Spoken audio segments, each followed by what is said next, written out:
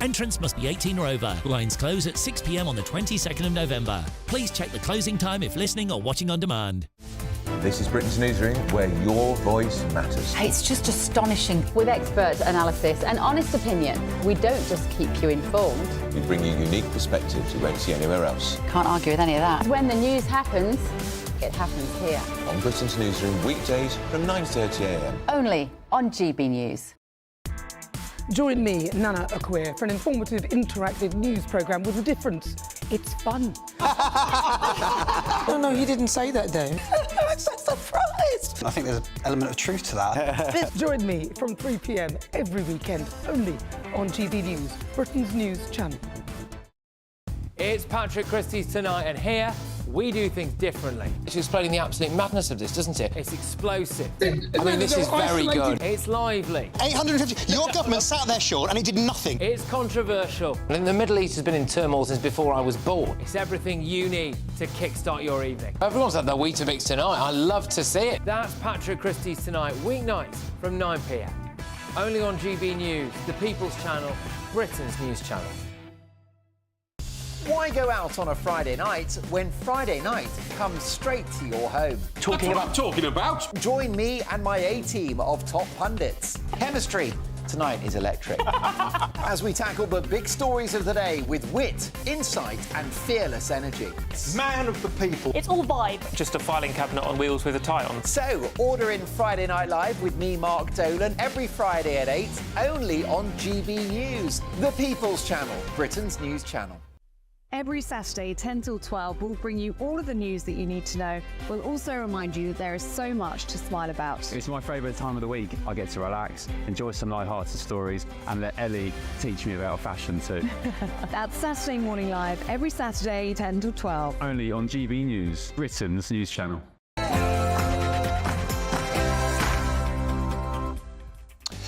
Hey, very good afternoon to you and a happy Friday. It's 3 p.m. Welcome to the Martin Daubney Show here on GB News. We're broadcasting live for you from the heart of Westminster and all across the UK. On today's show, the pound has plummeted to its lowest level since 2018. Bond markets are approaching Liz Truss levels of chaos. Pay will stagnate for 2 decades, and the OBR has downgraded growth targets, plus mortgages are set to soar. Has Rachel Reeves crashed the economy? And the farming community has blasted Labour's budget inheritance tax raid as a kick in the teeth and a closure of the coal mines moment on today's show. I'll speak to the president of the National Farmers Union, who has called an emergency meeting with Labour's Environment Secretary on Monday. Can the government offer enough to call off a huge farmers' protest that's planned for November the 19th? And Mada Passa, the illegal immigrant who allegedly issued a chilling death threat to Nigel Farage, has made it to Britain in a diggy. And I've got astonishing exclusive footage of how the Afghan was escorted by the French Navy by a warship and then taxied to Britain by Border Force. And a 68-year-old Wolverhampton Wondergran who's never stood in an election in her entire life has dramatically won a council by-election for reform in Wolverhampton. Anita Stanley will tell me how she won in a seat that's always been Labour and why she feels that her win is the beginning of a political earthquake. And Jay Chan is a man with a plan. Look at him. He's down in pints in all of Blighty's 650 constituencies to save the great British boozer. Well, that's his excuse, and he's sticking with it. What an action that is. He'll join me today to neck the 39th frothing flagon of his patriotic pub call. And that's all coming up on today's show.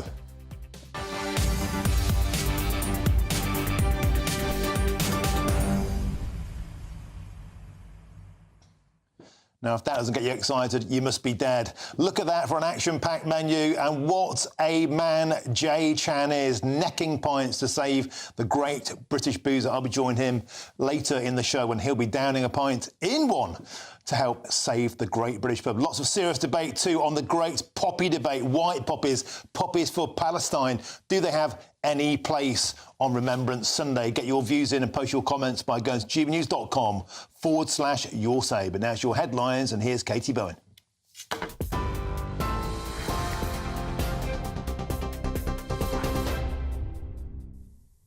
Martin, thank you very much. It's just gone 3 o'clock. These are your latest headlines. The fallout from Rachel Reeves's budget continues as the government faces backlash over increasing inheritance tax for farmers. Farmers across the UK are set to gather in London for a rally against the government's agricultural policies, which they say put the future of family farms at risk and threaten food security. The NFU is organising the rally, which will take place on the 19th of this month. Fears have grown that Labour's tax and spend budget will fail to boost growth, with bonds, shares and the value of the pound all falling. NFU President Tom Bradshaw says the government's decision to limit inheritance tax relief on agricultural property to the first £1 million of assets threatens family farms. It's been described as a closure of the mines moment. Here's what one farmer told GB News this morning. We're doing this to produce food that keeps you alive. I mean, I don't know how hard that is to understand for people in Westminster. Nobody needs anybody more in the UK than we need a farmer. I don't understand. They're killing the hand that feeds them, literally.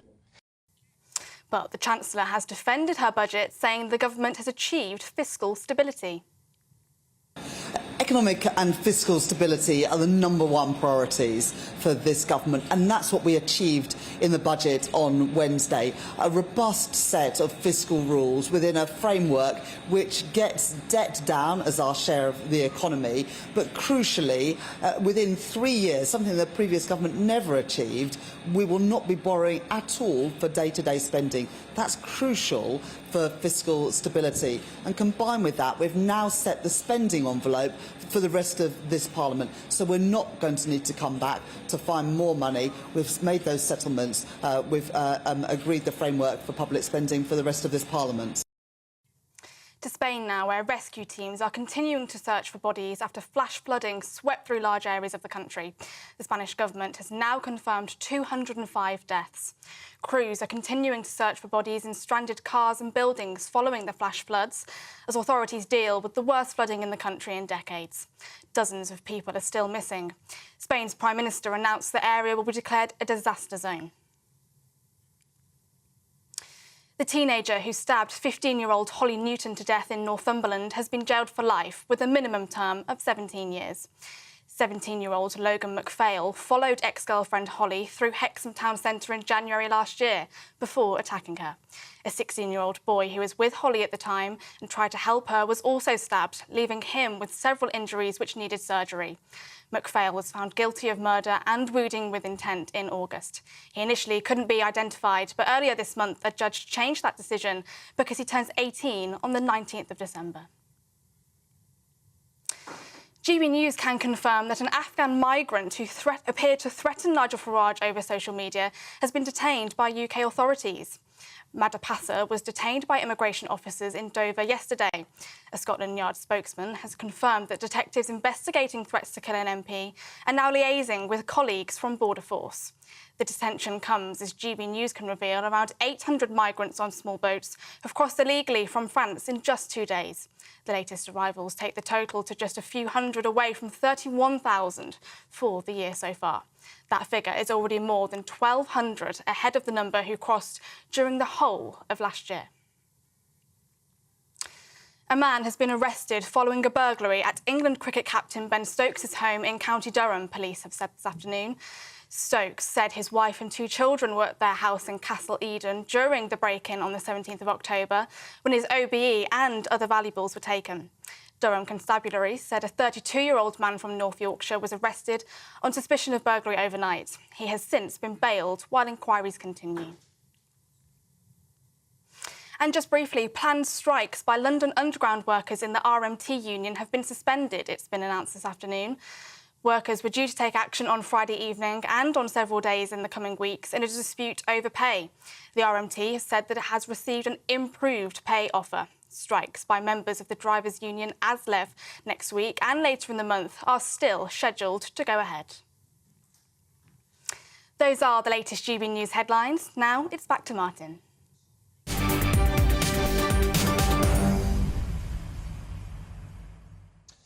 Thank you, Katie. Now, here's the question for you. Has Rachel Reeves crashed the economy?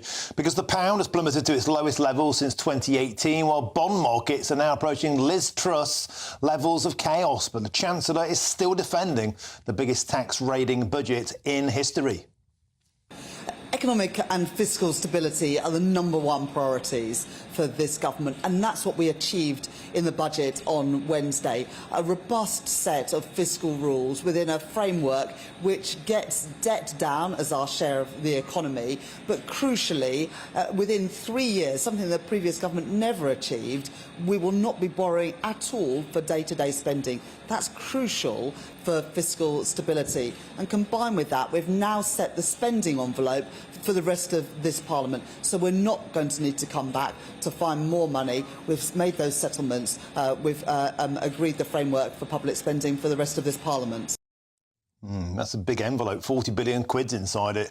And meanwhile, outraged farmers have warned that the government's brutal inheritance tax hike could put Britain at risk of food shortages. And they're so fed up with the budget, they're now even threatening to take to London for a rally against Labour's new policies, which they say could end family farming in the UK. Well, joining me now is our political editor, Chris Hope. Chris, let's focus on this budget. The markets don't like it a jot. Sterling at its lowest since 2018, bond markets rocketing up to almost Liz Truss levels. Moody's, the credit agency, has downgraded our growth targets. The Resolution Foundation, £13 a week average pay rise for the next 20 years. Homeowners could face a 13 grand mortgage hike. Chris, there's no good news in this budget, is there? Well, that's not quite true, Martin. There is some good news for the state workers, public sector workers. The NHS gets lots of money. I mean, what's happening here is a transfer of focus from the private sector under the Tory party to the state. Perhaps it's no surprise that the government's doing this. They were elected with a 170-seat majority earlier this year. But around the edges there are little eruptions of fury. Farmers are very cross. They're going to be driving their tractors through London in 2 weeks' time. They're cross because of this one, the threshold, the £1 million IHT threshold on farming families. That's a worry. We've heard from Downing Street already today saying they're trying to crack down on big landowners trying to avoid their share of tax by using being a farm to avoid having to paying IHT when handing an estate on through a generation. They say that in terms of last year, 60% of land sales, they said, went to private investors or lifestylers. Martin, I'm sure you know what that is, Martin. I don't, but a lifestyler. But the point is, you've got people trying to exploit loopholes, and they're trying to stop that. You're not sure, and they're trying to stop that. But around the margins, there are problems here with family farms. They're worrying about it. GP surgeries, they're worrying about it. The government today says the GP contract will be out at the end of this year. That might have more money for those hit by the National Insurance employer tax. Charities, they're worried too. Some of them, if they're small, will benefit from some help in the budget, others won't. So lots of worries across the board, and I think the markets are watching it. I think the markets have come back a bit today, according to reports, but of course, and the Chancellor was helped by the IMF, the International Monetary Fund, giving its approval on Wednesday night, maybe helped by Rachel Reeves being over there last Thursday. Chris, I think you've got a quick update for us as well on the Madapassa situation, the illegal Afghan who's arrived in Britain after threatening Nigel Farage.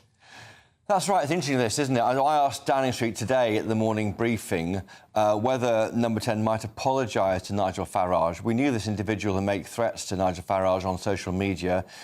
Nigel Farage had talked about it, publicised it. You yourself had talked about it, Martin. A spokesman said they can't comment on individual cases.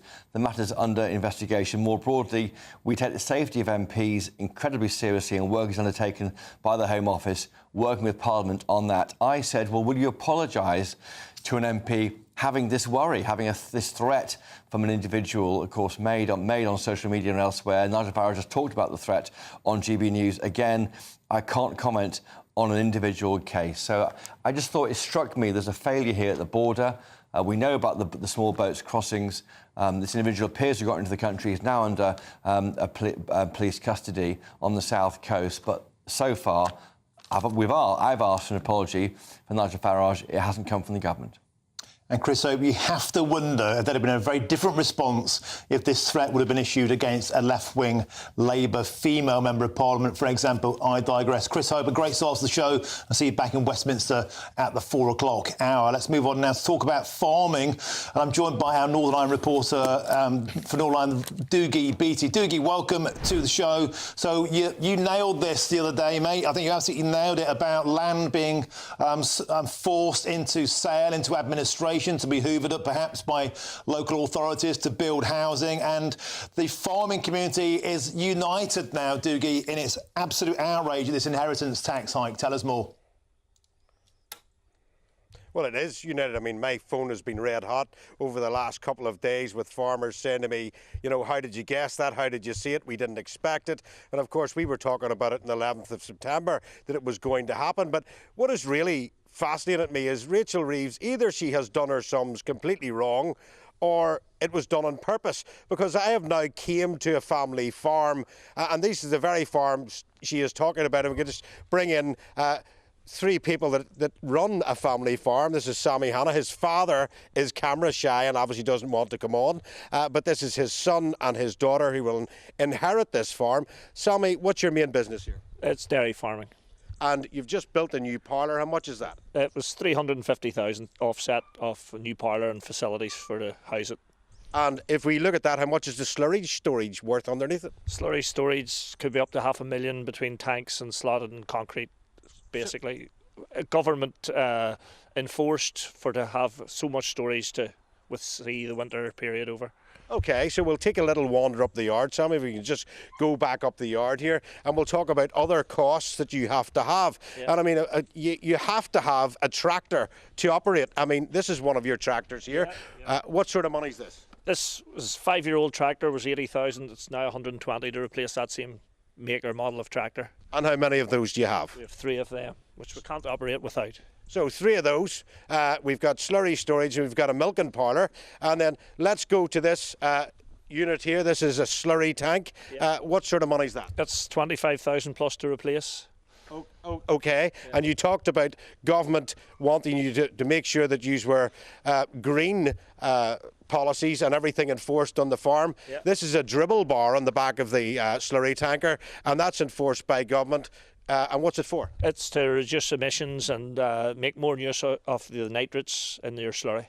And how much is that? It's 12,000-15,000. It's only a small one. You can go to 30,000 for them as well. OK, and just so as we're getting our sums here right, Martin, and just remember it was £1 million that she was talking about.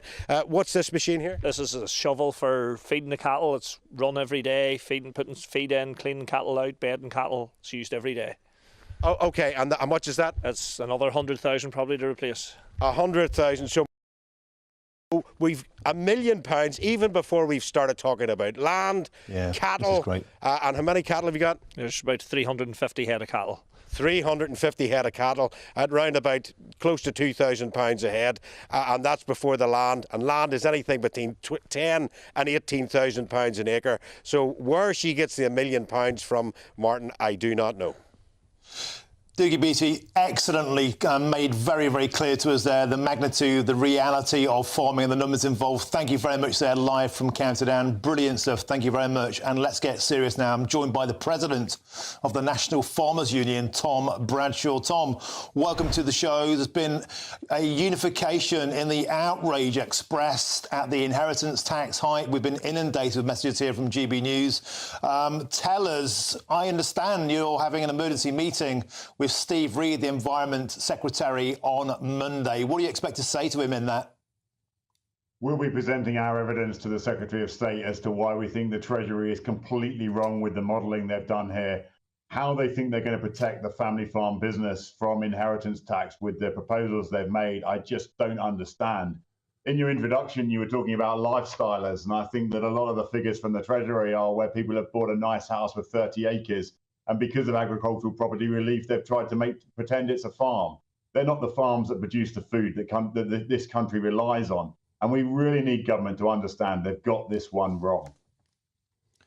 And Tom, I saw a terrible story this morning about a Welsh farmer who hung himself yesterday because he was trying to get around death duty. Martin Kennedy, the president of NFU Scotland, was on yesterday talking about the terrible mental health impact all this stress is having on the farming community, struggling to make ends meet, oftentimes working for way below minimum wage to get by. Do you think that the politicians have any idea of the reality of the day-to-day hard graft of what it takes to be a British farmer?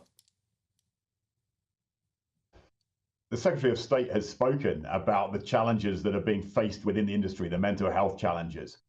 And that's why I'm so surprised at this decision. They know the pressures the industry has been facing, the huge challenges because of the Ukraine war, the changes in England to the support system that have been in place. And when we've got an industry that's already bereft of confidence, the weather of the last 18 months, to bring in this hammer blow now, it's simply unimaginable. I just cannot comprehend how they've got to this position. The Secretary of State stood up and said APR would not be changed.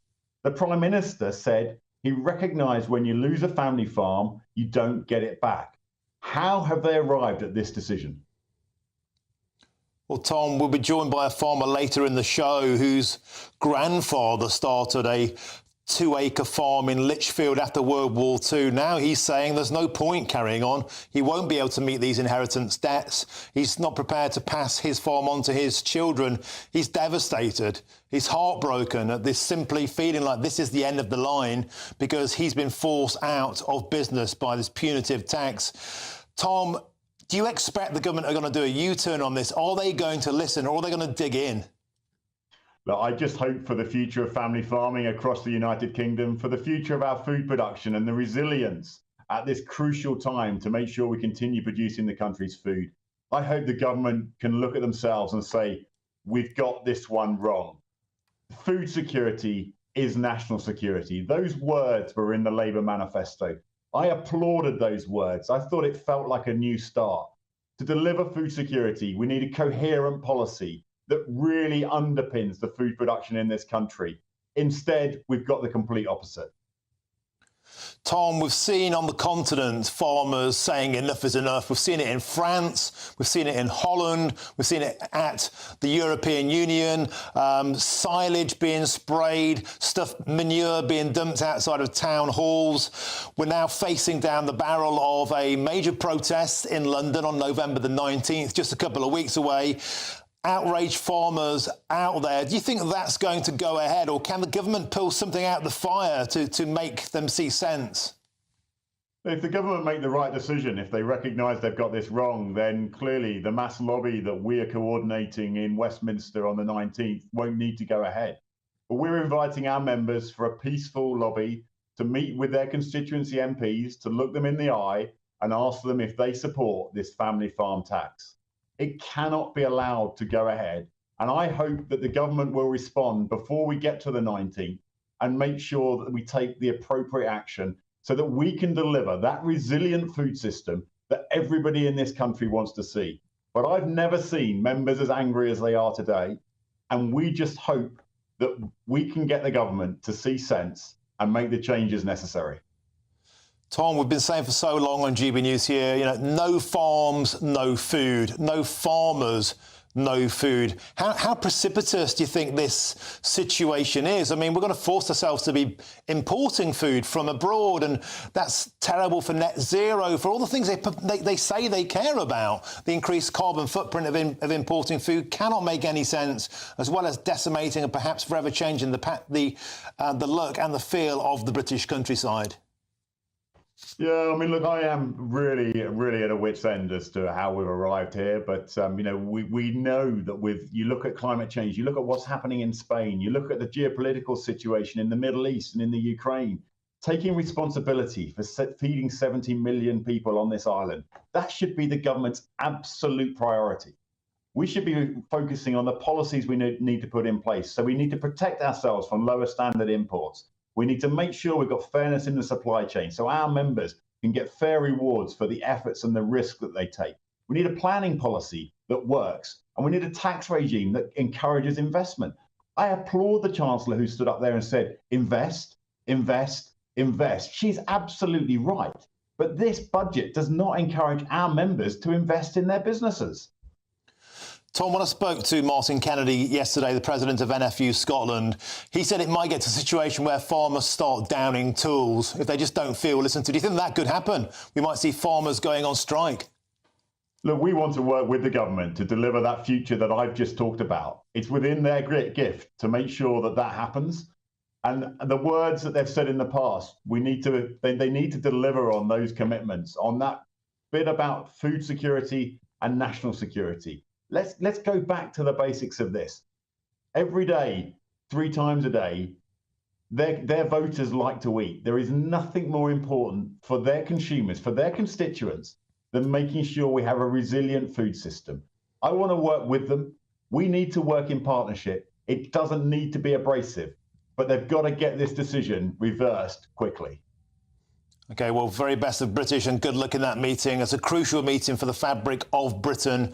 Tom Bradshaw, the president of the National Farmers Union, thank you very much for joining us on GB News this afternoon. And let's carry this conversation on now with the former Labour advisor, Matthew Torbett, great friend of the show. Matthew, grim words from the farming community, from farmers themselves, from farming chiefs. They've had enough. They feel like they've been absolutely shafted in this budget.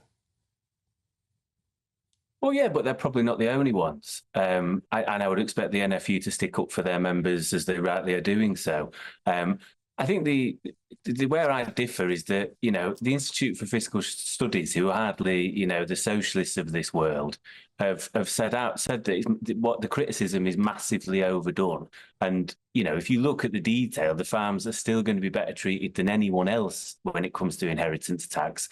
If you take a married farming couple, any average married farming couple, they will get the standard £1 million threshold for their home and £1 million agricultural threshold on top of that. You've got 20% rate on farmland and 10 years to give the money to HMRC. I don't know what more the government could have done, because ultimately they've been left a bit of a hospital pass by the previous government, and the money needs to be found somewhere. And whoever it was that was going to feel a little bit kiboshed, we're going to moan about it. So, but our public services are on their knees, and we need investment.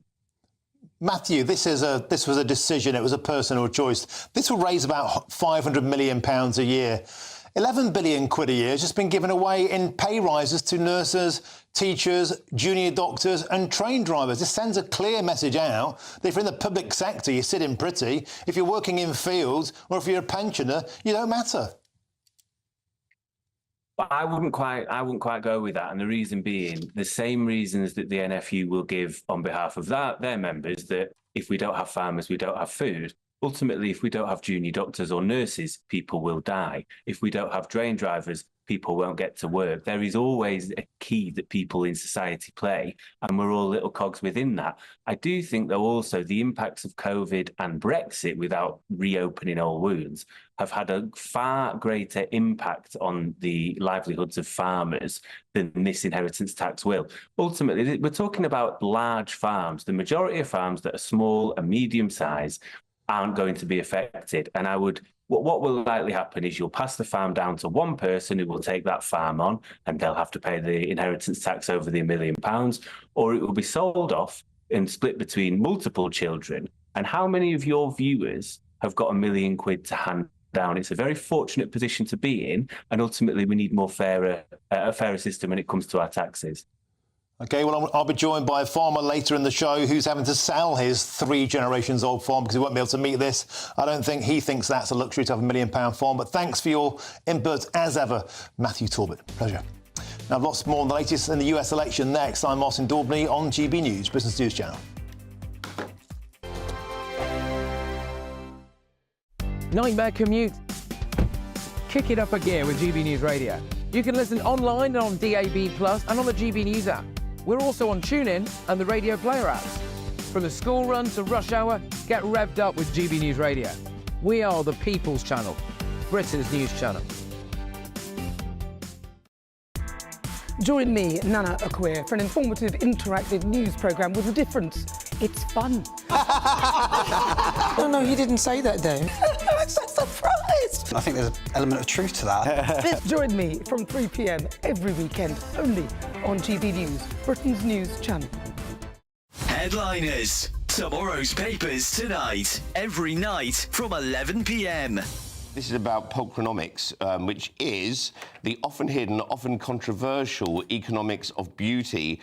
And there's this guy, he's called, here it says Anil Hammermesh, but I think they've missed out the D, so I'm guessing he's Daniel rather than Anil, which he might be, though. He might be or he might be anal for an Anil Hammermesh, maybe. That's his unfortunate name. But basically, he's looked into how ugliness affects people, and it turns out what he's discovered that ugly people are less attractive. And that affects them for the rest of their life. Now, where this does get interesting, it is worrying because, of course, it's going to lead to the ugly rights movement, ugly pride march down some dirty back street. And but I remember hearing about this at the time.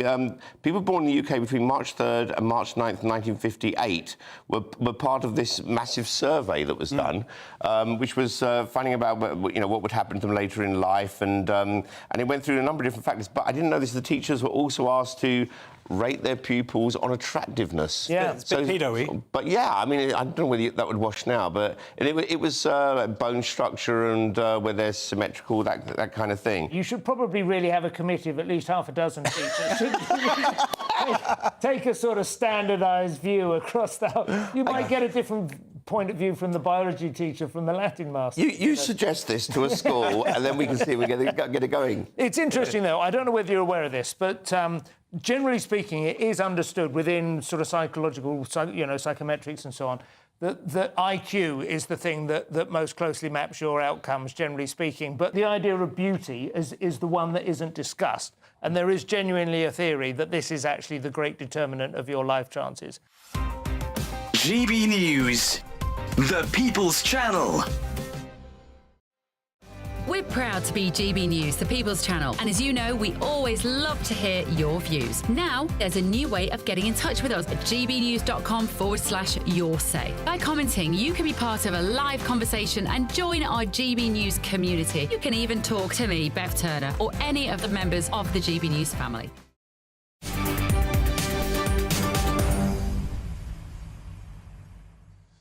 Welcome back. It's 3:29. I'm Martin Daubney on GB News. I've been asking you on social media. We're having a debate later in the show about poppies, the beautiful thing that marks Remembrance Sunday. A red poppy, of course, has always been the tradition. But this year, white poppies are cropping up. Jeremy Corbyn wore one of those a few years ago and raised more than a few eyebrows. A peace poppy, they call it. Well, apparently, they've been selling many more of them because they're selling them in support for Gaza. Now, Gaza, the last time I checked, has got absolutely nothing to do with Remembrance Sunday. Armistice Day, the 11th of the 11th, is specifically to remember those who fell in our wars, was it not? Or am I missing something? And there's more. There's also a movement called Poppies for Palestine. They're poppies with the Palestinian colours on them, urging support for Palestine. I put it to you again. Poppies have got nothing to do with Palestine. They can have their own day. It's every Saturday, actually, is their own day. And later in the show, we'll be having a debate, which I think will get rather heated, from somebody representing the side of the peace poppy and a former SAS man. You can probably guess who my money is on, but I've been asking you on social media what you think about this. Let's go through a few of them now. Gareth says, this is absolutely horrific. Why are they hijacking this now? Go and sell them in Gaza, not here. That debate is coming later in the show. You'll not want to miss it. Now, just 4 days to go until Donald Trump and Kamala Harris find out if they have won the race to the White House. And joining me now is my great friend, Greg Swenson from Republican Overseas UK. Greg, always an absolute pleasure to have you on the show. This really is now the final furlong of the greatest political race on earth. And the latest news today is that Donald Trump is suing the TV network CBS for $10 billion, a dramatic plot twist. Tell us more. Yeah, I'm not sure it will work, and I'm not sure how legit the case is, but because I think people, news organizations edit interviews all the time, but I think it's a brilliant way of the Trump campaign and President Trump to just make an issue of it and to raise, just to raise awareness that this is quasi-censorship, even if it's not, officially of censorship. And this comes on the heels of the White House doctoring up the Biden statement the other day about Trump supporters being garbage. And that was, that's against the law, actually. So, look, again, I don't know that this will have this case will work or whether he will win, but it comes on the heels of quasi-censorship, and there's still a lot of scar tissue from the Hunter Biden laptop censorship and cover-up in 2020, only 4 years ago, which really altered the outcome of the election. And Greg, I wonder actually if winning is even the point. Maybe the point is that, once again, Donald Trump is just trying to make that message that the media is rigged, it's biased, it's against him. And no matter what you say about Donald Trump, wearing a high-vis vest and turning up in a garbage dumpster truck to a rally after Joe Biden called his supporters garbage was a PR masterclass. It was amazing. And again, on the heels of the McDonald's visit only 10 days ago, I mean, it's just been brilliant for the campaign. They're really on a roll right now. And it seems like everything the Harris campaign does is a misstep, and everything the Trump campaign does is working. Now, Greg, very quickly, what is the latest odds? We had a pollster on from upstate New York a couple of days ago. He said it's 68% chance of Donald Trump to win. What's the latest odds? Yeah, the betting odds are really favoring Trump. I'm always curious about whether that's because people were placing big bets on Trump, and maybe that's the case. But look, I think the trend is your friend here, is definitely the Trump campaign's friend. He's been coming up, moving up in the polls pretty consistently for the last 4 weeks. Kamala Harris peaked early, which is always good for a campaign when your opponent is making mistakes in the home stretch. So I think it's really trending Trump. And Nate Silver came out today in the New York Post talking about the fact that he thinks the pollsters are trying to favor or keep the race close and favoring Kamala Harris, which, again, I wouldn't put it past them, and because you've seen it in much of the media in the U.S. OK, Greg, we have to leave it there. Fireworks night, Tuesday, the greatest show on earth. That's when it's all over. Mark. Greg Swenson, Republicans overseas. Loads more to come between now and 4 o'clock, including the migrant who shared a death threat against Nigel Farage on TikTok has been detained in the UK. I've got an exclusive video of him being ferried to Britain. But first, your latest news headlines. Here's Katie Bowen.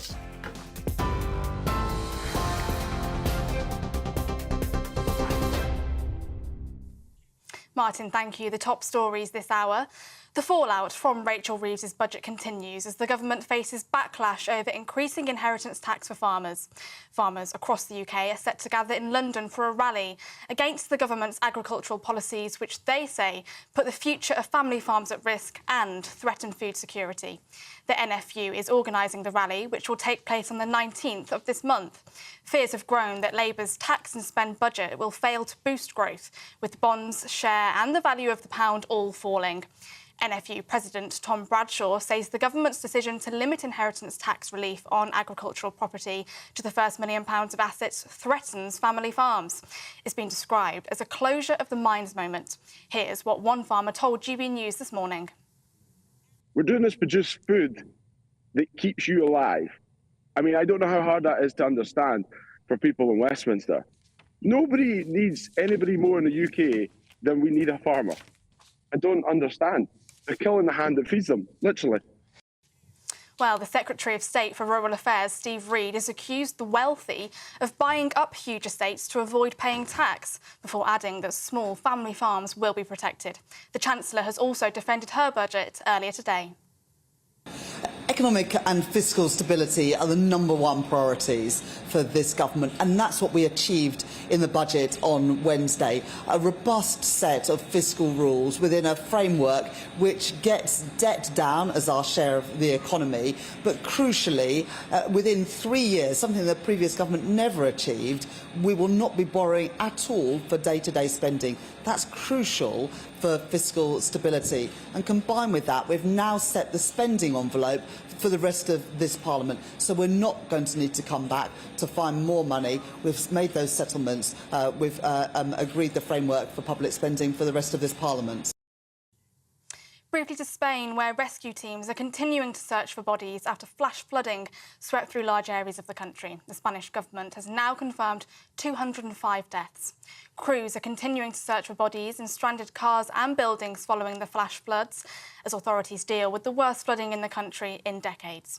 Dozens of people are still missing. Spain's Prime Minister has announced that the area will be declared a disaster zone. Those are the latest GB News headlines. More from me in half an hour. Now it's time for your finance report.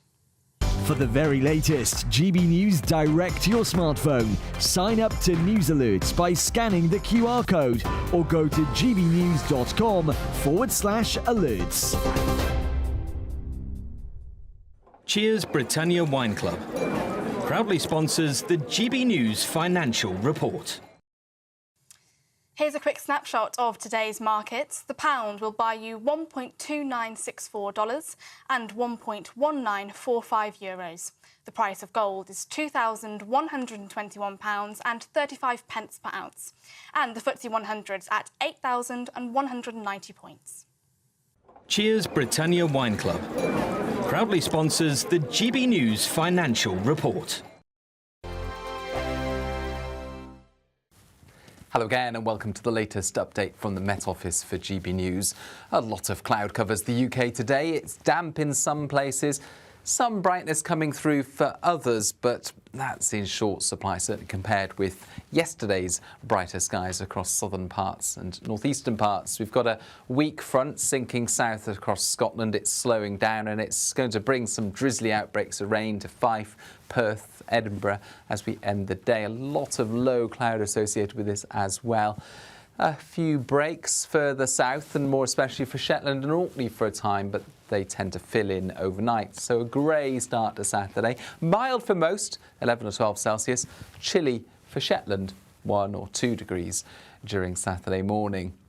That's where the brightest skies will be in the very early morning period. But it is turning increasingly cloudy here as a band of drizzly rain moves through Orkney and heads northeastwards.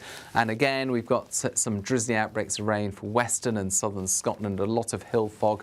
Likewise for northern England, cloud covering the hills, giving a misty feel to the weather first thing.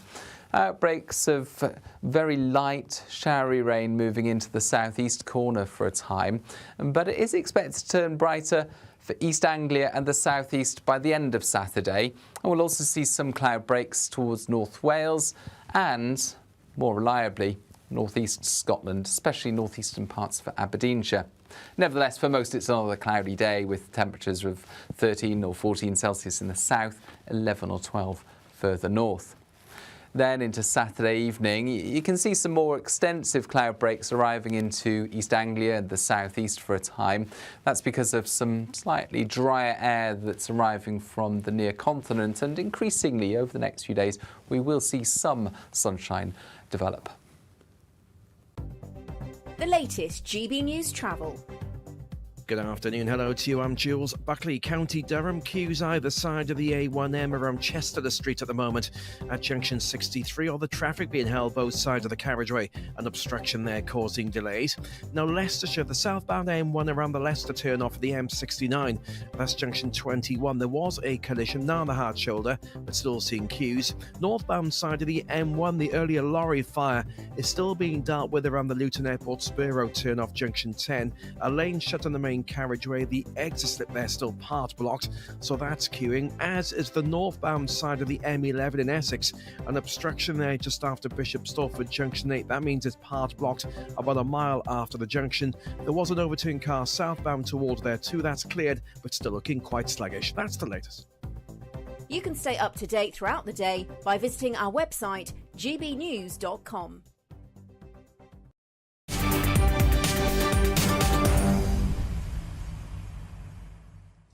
Welcome back. Your time is 3:41. I'm Martin Daubney here on GB News. Now, a migrant who allegedly threatened to kill Nigel Farage has been detained after sneaking into the UK on a dinghy. Yesterday, he posted a video of himself from the middle of the channel. As you can see on your screens, look at that, a machine gun tattooed on his face with a French patrol vessel following the dinghy carrying dozens of migrants. This is where he was on the beach, and later on he's filming himself mid-channel.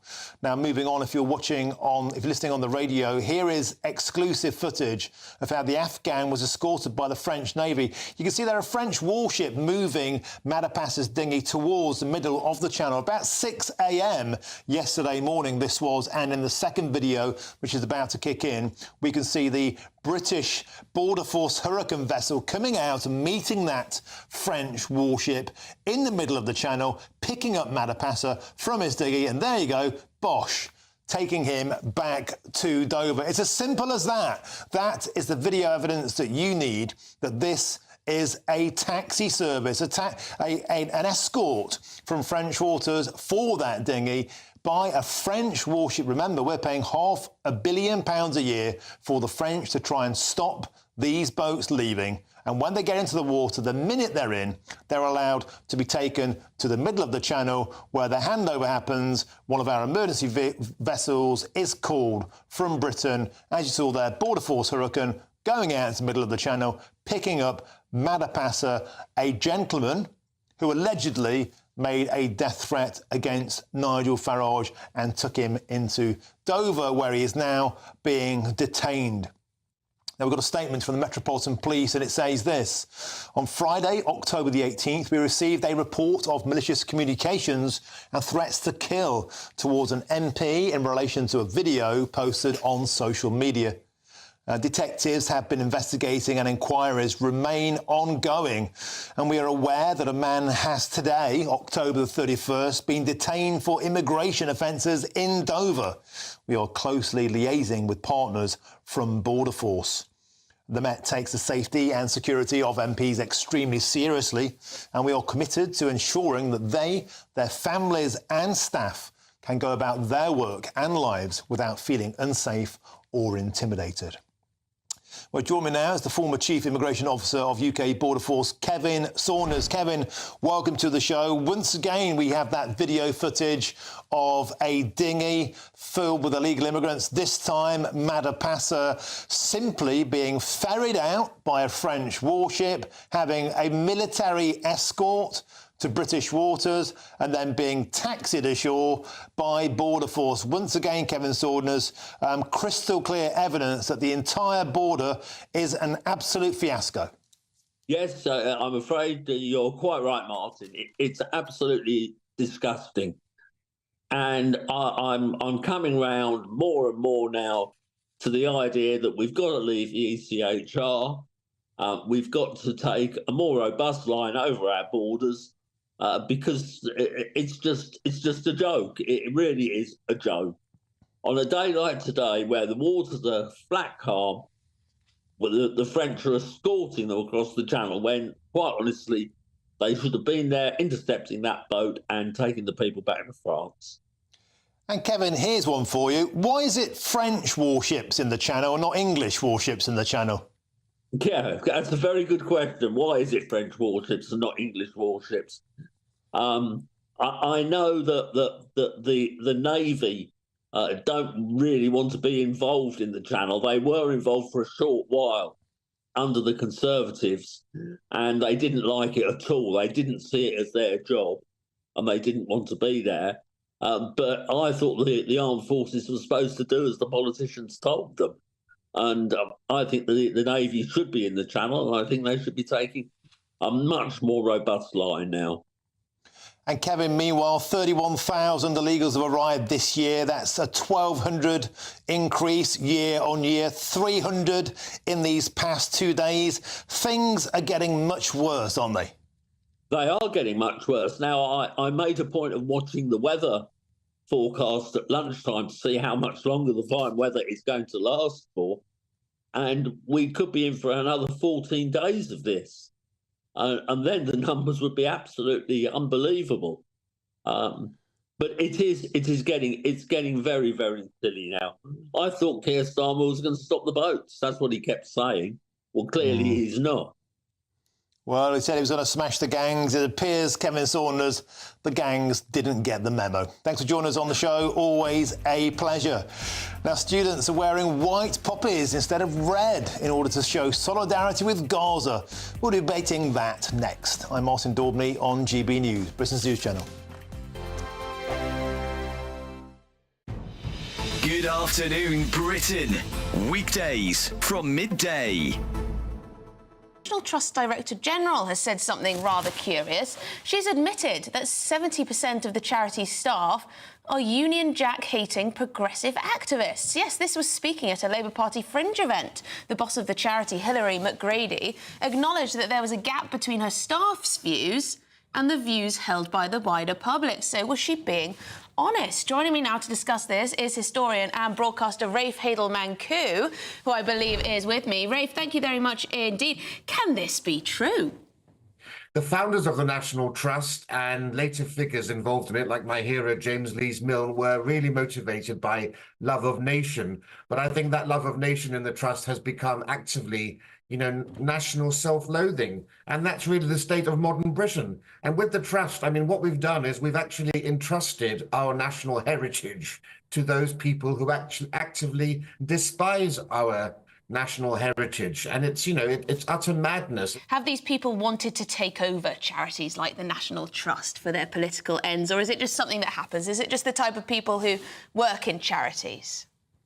This has been part of the long march through the institutions, that people need to understand that Britain is now a post-revolutionary society. So the buildings that house our institutions look the same, but the people who now run them bear no comparison to the generations who lovingly built and ran them. They are cuckoos in the nest, and we need to understand that. And of course, once you realize that, of course, that explains completely why, the National Trust and others have crudely tried to denigrate our national heroes and link them and their houses to colonialism and slavery, as they ludicrously tried to do. GB News, the People's Channel. We're proud to be GB News, the People's Channel. And as you know, we always love to hear your views. Now, there's a new way of getting in touch with us at gbnews.com/yoursay. By commenting, you can be part of a live conversation and join our GB News community. You can even talk to me, Bev Turner, or any of the members of the GB News family. I'm Christopher Hope. From pop stars to politicians, I'll interview anybody in a pub who's got a political opinion. Join me every Friday on Spotify, Apple Podcasts, YouTube or gbnews.com, or wherever you get your podcasts. This is GB News, the People's Channel. Every Saturday, 10 till 12, we'll bring you all of the news that you need to know. We'll also remind you that there is so much to smile about. It's my favourite time of the week. I get to relax, enjoy some light-hearted stories, and let Ellie teach me about fashion too. That's Saturday Morning Live, every Saturday, 10 till 12. Only on GB News, Britain's news channel.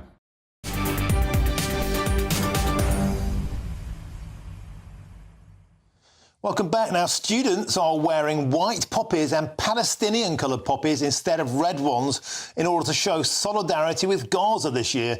And we've got a debate on that now, and I'm joined by the council member for the Peace Pledge Union, Matt Harbidge, and the former SAS soldier, Matthew Hellier. Why don't we start with you, Matt Harbidge? Tell us, why is a peace poppy a good idea? So the Peace Poppy, founded by the Peace Pledge Union, celebrates its 90th anniversary this year. It was set up in 1934, and it's to remember all victims of war, both combatants and civilians, both of the First, Second World Wars, and indeed modern conflicts today. OK, Matthew Hellier, you're wearing your proud red poppy there, as am I. Tell me why you think this is a bad idea. It's a bad idea because this month is set aside to remember the sacrifice that everyone gave to enable this country and the world to express their feelings and show their solidarity to the people that died on our battlefields.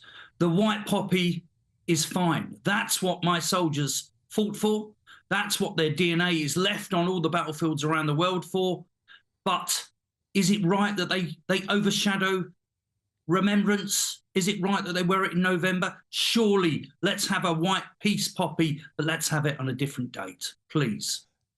Matt, isn't that a fair point? There's a feeling that this is an attempt to hijack what is seen as sacrosanct, as sacred, heroic ground that should not be tainted by a secondary protest. Have your own day. Do it on a different day.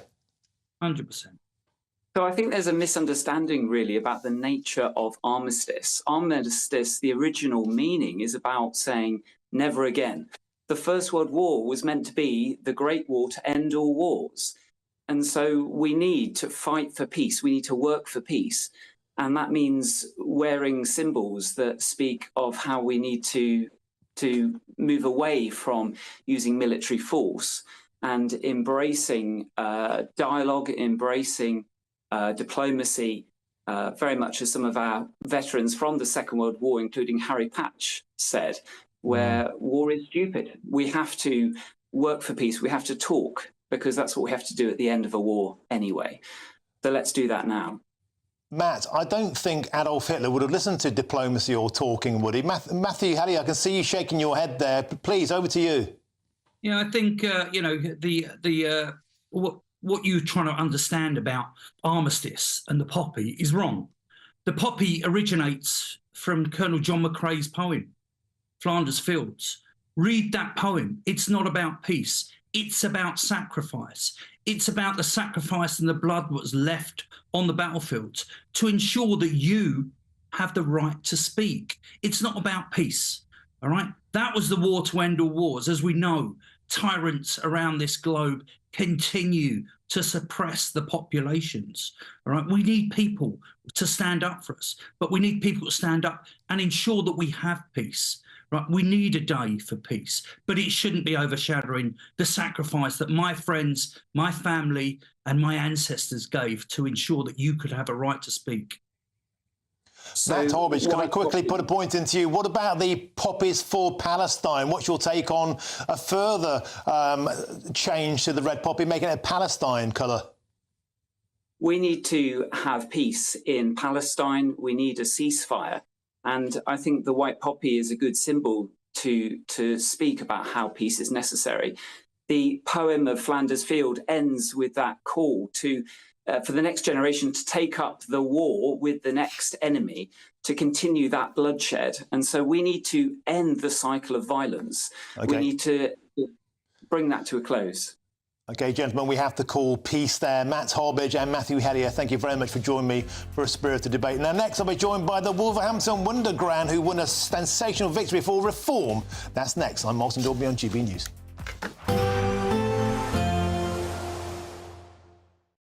Expect a warm front, moving from the kitchen right through to the rest of the house. Boxed Boilers, sponsors of weather on GB News. Hello again and welcome to the latest update from the Met Office for GB News. A lot of cloud covers the UK today. It's damp in some places, some brightness coming through for others, but that's in short supply, certainly compared with yesterday's brighter skies across southern parts and northeastern parts. We've got a weak front sinking south across Scotland. It's slowing down and it's going to bring some drizzly outbreaks of rain to Fife, Perth, Edinburgh as we end the day. A lot of low cloud associated with this as well. A few breaks further south and more especially for Shetland and Orkney for a time, but they tend to fill in overnight. So a grey start to Saturday. Mild for most, 11 or 12 Celsius.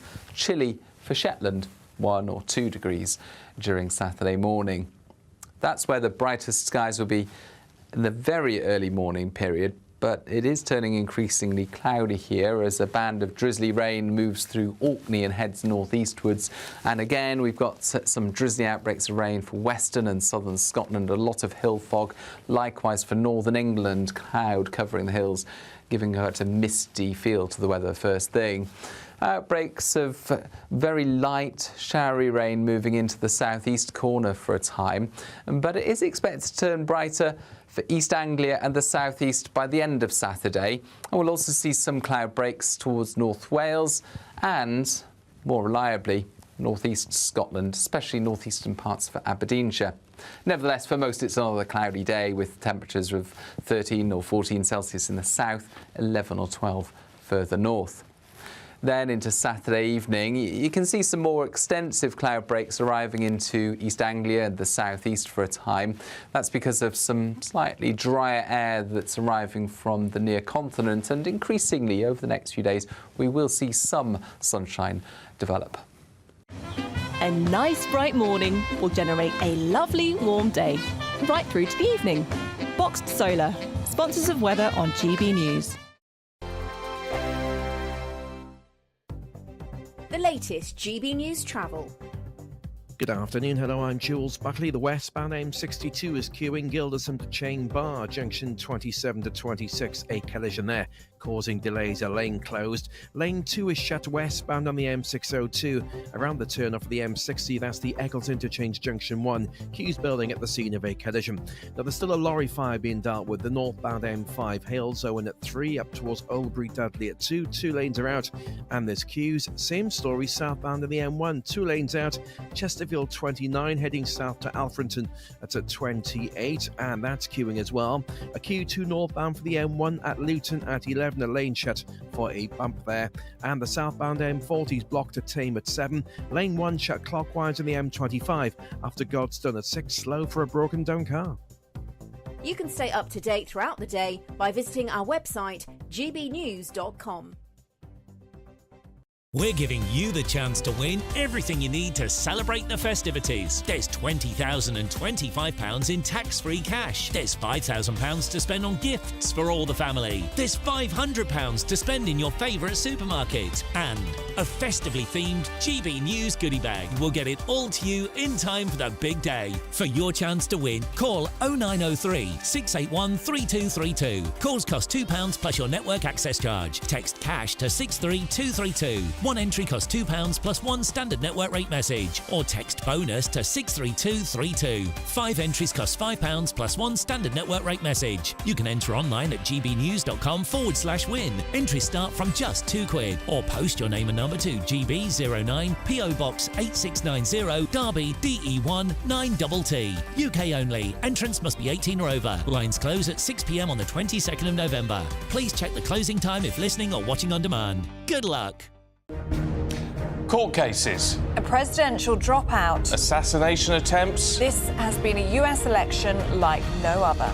And if the polls are correct, it's on a knife edge. On Tuesday night, stay up with us as the drama unfolds and America decides their next president. We'll discuss what it means for them, for the world, and for our special relationship. America Decides, Tuesday night from 11. Only on GB News. Mark Dolan tonight is your weekend dose of news, debate and entertainment. This sounds like a wild conspiracy theory. Don't miss My Big Opinion. Mark Meets and My Take at 10. Democracy is a funny old thing. And we don't do boring, not on my watch. I just won't have it. Let's go and get another glass of that bubbly. You've earned it. That's Mark Dolan tonight, Saturday and Sunday, 9 to 11, only on GB News, the People's Channel, Britain's news channel.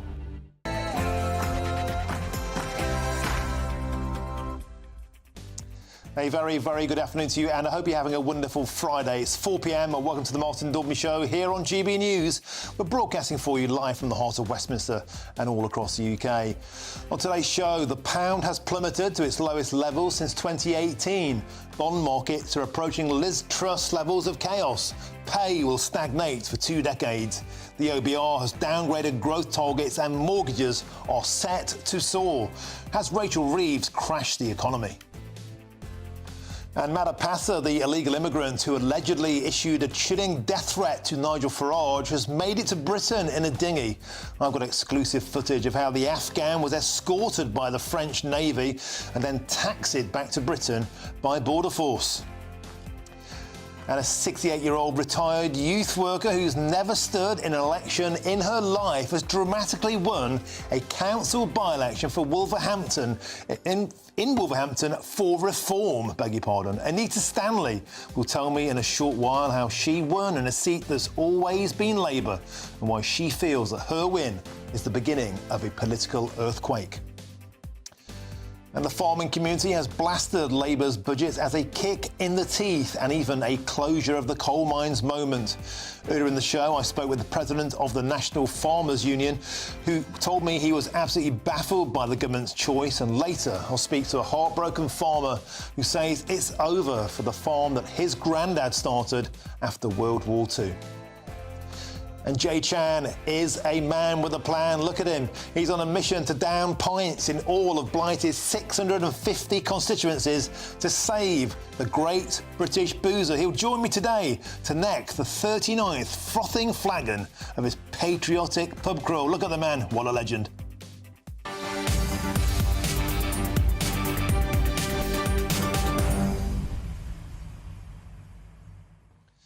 Now, if that doesn't get you thirsty, nothing will. We've got a cracking menu ahead in this hour. Astonishing footage of Madapasa, the illegal Afghan immigrant, simply being ferried ashore by Border Force, having been escorted by a French Navy warship. Now, remember, we pay £500 million a year to the French for the privilege of this. What on earth is going wrong? And do you think there should be white poppies or even poppies for Palestine this year on Remembrance Day? Get in touch all the usual ways. GBNews.com/you'll say. Now it's time for your headlines.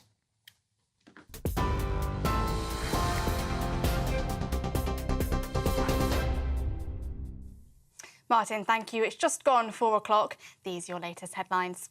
The fallout from Rachel Reeves's budget continues as the government faces backlash over increasing inheritance tax for farmers. Farmers across the UK are set to gather in London for a rally against the government's agricultural policies, which they say put the future of family farms at risk and threaten food security. The NFU is organising the rally, which will take place on the 19th of this month.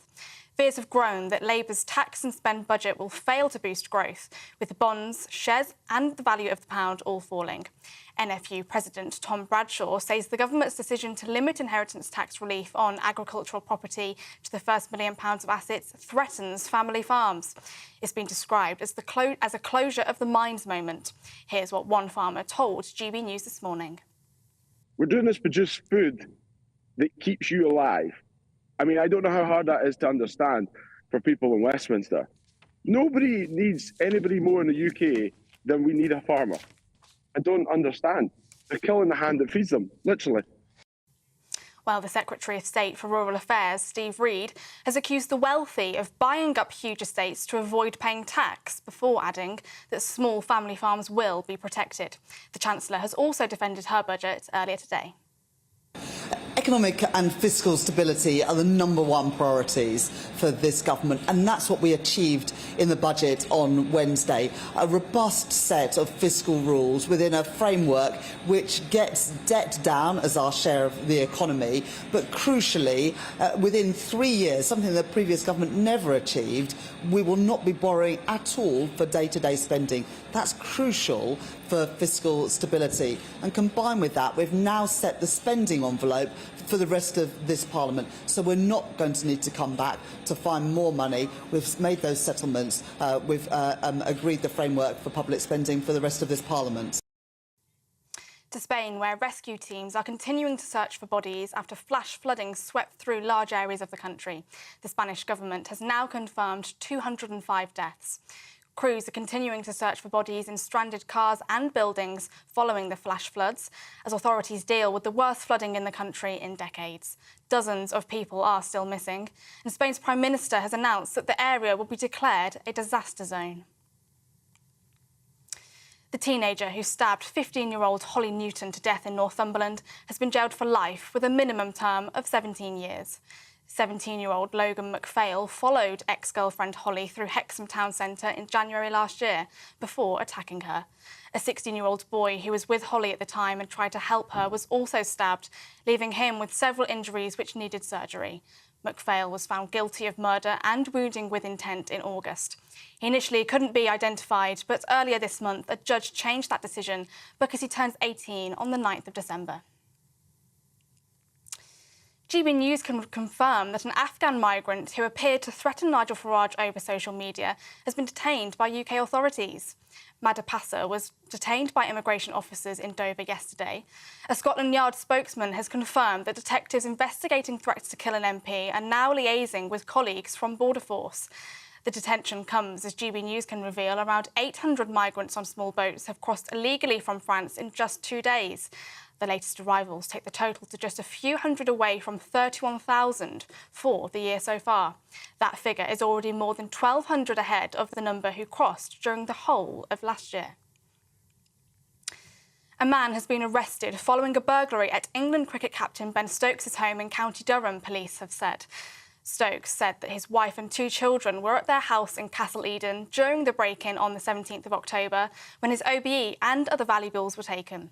Durham Constabulary said a 32-year-old man from North Yorkshire was arrested on suspicion of burglary overnight. He has since been bailed while inquiries continue. Planned strikes by London Underground workers in the RMT union have been suspended, it's been announced this afternoon. Workers were due to take action on Friday evening and on several days in the coming weeks in a dispute over pay. The RMT said it has received an improved pay offer. Strikes by members of the drivers' union ASLEB next week and later in the month are still scheduled to go ahead. Ahead of the new leader of the Conservative Party being announced tomorrow morning, the Financial Times is reporting that James Cleverly won't sit on the front bench for the new leader. Mr Cleverly was one of 6 candidates initially in the contest. He's reportedly now said he will return to the back benches when Robert Jenrick or Kemi Badenoch take up the role. The new Tory leader is set to be announced at around 11 a.m. tomorrow morning. You can watch all of that unfold here on GB News. Those are the latest GB News headlines. It's now back to Martin.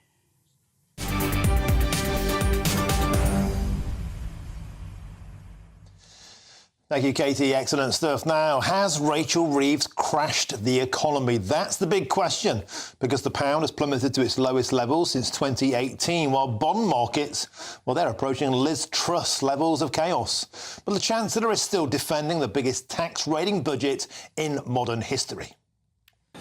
Economic and fiscal stability are the #1 priorities for this government, and that's what we achieved in the budget on Wednesday. A robust set of fiscal rules within a framework which gets debt down as our share of the economy, but crucially, within 3 years, something the previous government never achieved, we will not be borrowing at all for day-to-day spending. That's crucial for fiscal stability. And combined with that, we've now set the spending envelope for the rest of this Parliament. So we're not going to need to come back to find more money. We've made those settlements.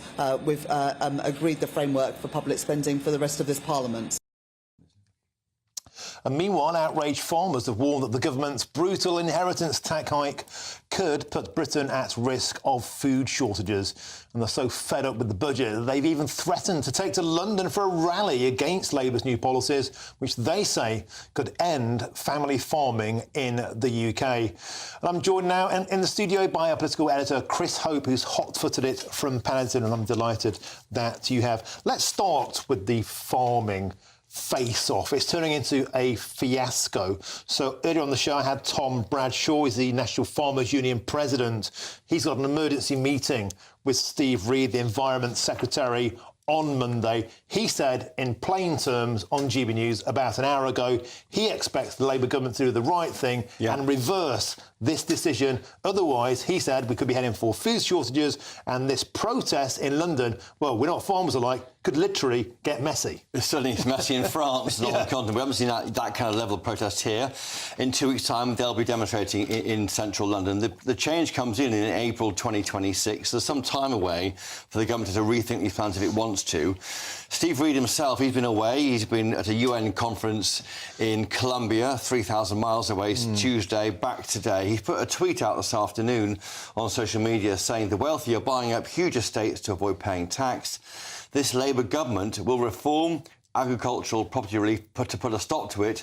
Small family farms will be protected. Now, that's quite interesting because the government says that under the current plans, 3/4 of farms wouldn't be paying inheritance tax if they've been applied in the past. That is disputed by the NFU. They say that isn't very fair. They say that lots of farms, few viable farms, are worth less than £1 million. Most of that money is tied up in capital, in the value of the farm, not in income. So they haven't got the money to pay down the bill. Rachel Reeves says, Martin, you've got 10 years to pay that inheritance tax bill, so you've got a long time to pay it. But the fear from the NFU and the like is they'll be breaking up these family farms and damaging our food security. Dougie Beattie was in a farm in County Down, and he got the farmer to walk around his yard and point out that the building, the combine harvester, the tractor, that was £1 million, just in the assets. And they haven't got £25,000, £250,000. If it's billed at 25% over and above £1 million or 20%, they haven't got £200,000 behind the back of the sofa. Do you think that that's an interesting tweet there from Mr. Reid? Is there this wiggle room? So could there be, for example, so, OK, all of these lifestyle farmers, Londoners, the rich who've moved out because they fancy having a few chickens in the coop, but really it's an inheritance loophole. Could that be differentiated, means-tested, away from bona fide intergenerational farmers who deserve and need, in many cases, that inheritance tax to be reversed. It is certainly possible. In the lobby meeting I went to today with the Prime Minister's spokesman, she said there that last year 60% of land sales were to high net worth individuals and lifestylers, that kind of thing, and not to actual farmers. So what they're targeting here, the Treasury, is people who say their farms to avoid going out of the IHT bracket when they pass on to their children. But it may be that by doing that, they do force a lot of farmers into some big and difficult choices in the future. Great. So, Chris, come back to you in a moment, because I've got to join now by our Northern Ireland reporter, Dougie Beattie, for more on this story. Dougie, welcome to the show. You've been championing this for many, many weeks there. You're down on the farm. Tell us more. Well, we have been championing it. GB News has been all over this for a long time. And these are the matters, these are the points that really do matter. £1 million. We've been through this earlier, and I'm again joined by Sammy Hanna, this is a family farm. Sammy's father is camera shy, but he's here with his 2 children. And of course, Sammy, this farm will be handed on to you and then handed on to your children. I mean, how are you going to pay the bill? Well, there's no money there to pay the bill.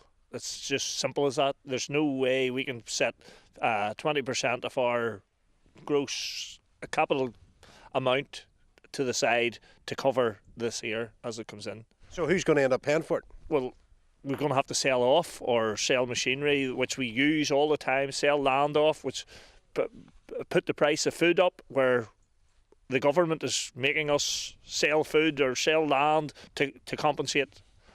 Now, you have land here, and you are a family farm, a small family farm. Yeah. How many acres have you got? We have 160 acres that we own, and farm maybe 300 acres. And I mean, how much do you have to pay for that land? What's the price of it? Well, if you're buying land, it's anything from 10 to 18, 20,000, depending where it is, the quality of the land. OK, let's go for a walk and see. We did this earlier on, but we'll do it again just to explain to viewers. Yeah. So there is various things that you need to farm, and one of them, of course, is a tractor. And if we just turn around here and have a look at this tractor, it's a beautiful tractor. Yeah. How much is this tractor? That tractor today, the same tractor would be 120,000. That tractor's 5 years old. 5-year-old tractor, £120,000.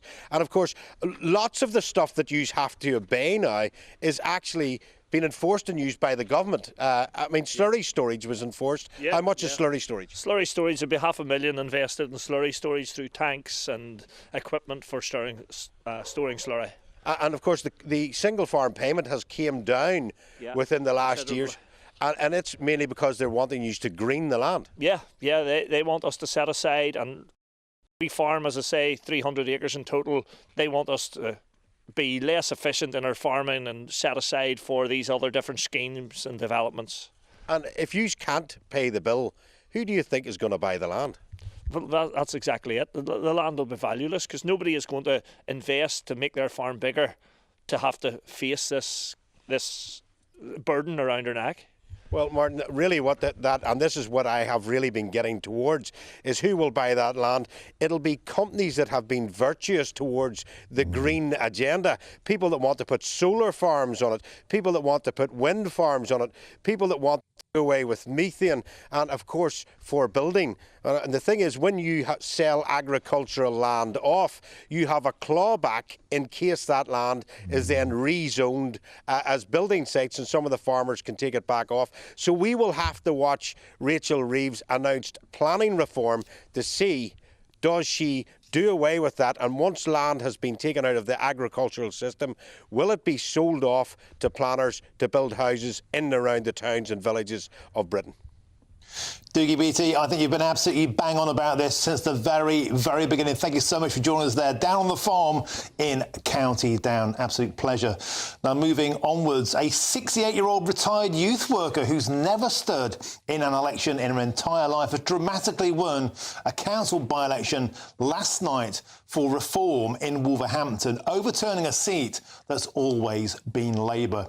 Well, the victorious Reform councillor Anita Stanley joins us now. Anita, welcome to the show, and let's start off by saying a tremendous congratulations to you. It was an uphill struggle. You've never been involved in politics before. Before we get to the constituency, what people were telling you there, and why you think you won, tell us what motivated you to get involved in politics. Well, it wasn't on my to-do list, but I really couldn't decide who to vote for in the general election. So I wanted to see what the options were, and I was introduced to another sitting councillor who became my fantastic campaign manager, and she's sort of led the way, and I've now become involved because this seems to be where I am at home.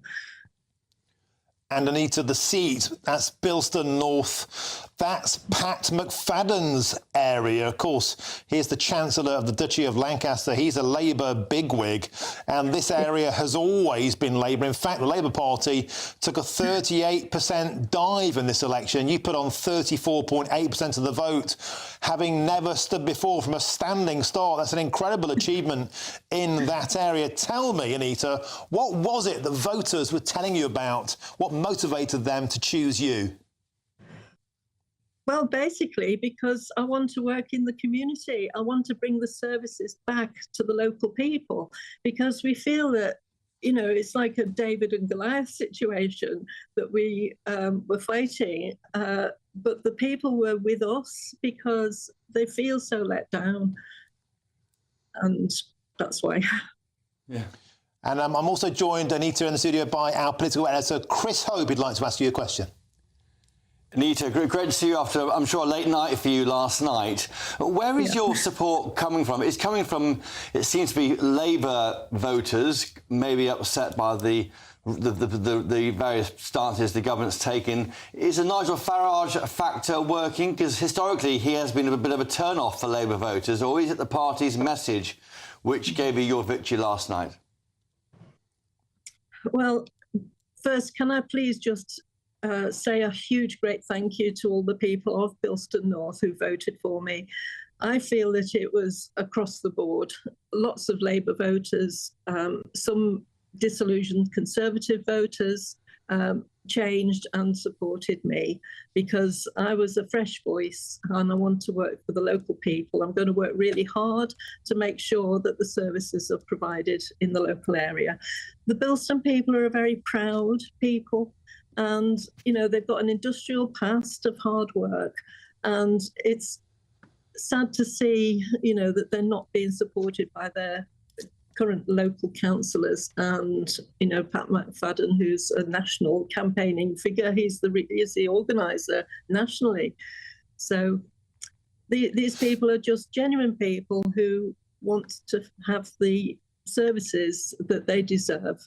They've worked all their lives, they've put into the system, and now they're so fed up that, you know, pensioners like myself are not getting back all the just desserts, really, that we put into the system over the years. And that's where the disillusionment came. You know, Anita, we've had so many thousands of people messages here at GB News, particularly when the winter fuel allowance was snatched away, and it's motivated a huge amount of people to get into politics for the first time. It's incredible to see somebody like yourself, a hard-working taxpayer all your life, just picking up your shackles and marching into battle, as it were. It's great to see. And Zia Youssef, the Reform Party chairman, he made a statement shortly after your victory saying that this is a sign of things to come. No Labour seat is safe, and the Tory brand is broken. By the time the English county council elections come in May, Reform will be a formidable electoral force. Tell me, Anita, is that the feeling you're getting when you speak to people on the doorstep? Are they just sick of the Uni Party, and are more and more ordinary people who never thought about getting involved in politics in their entire life, like yourself, Anita, are being motivated just to get up the ladder and get stuck in to do something positive for your country? Absolutely. I've generated, gathered a group of hardworking volunteers. We started with nothing, and they've come and helped me because their heart is in this, and we want to make a huge change. We are going to be the official opposition to Labour. This is a force for good for the local people. We want to claim our country back. We want to make sure that we get a fair deal and right the injustices that have been going on for so many years up to date, especially, in Bilston North as an example, but all over the country as well. OK, well, Anita Stanley, the newly elected councillor for Bilston North, get used to hearing that and get used to working with your two compatriots who I think are Labour. So good luck with that. Anita Stanley, absolute pleasure to speak to you, and well done on your victory. Thank you very, very much. Isn't that wonderful? It's an ordinary person getting stuck in. Don't we need a bit more of that in politics? Now, moving on, because over 200 people are dead and dozens are still missing after floods in Spain. We'll be crossing to Valencia live next. I'm Martin Daubney here on GB News, Business News Channel.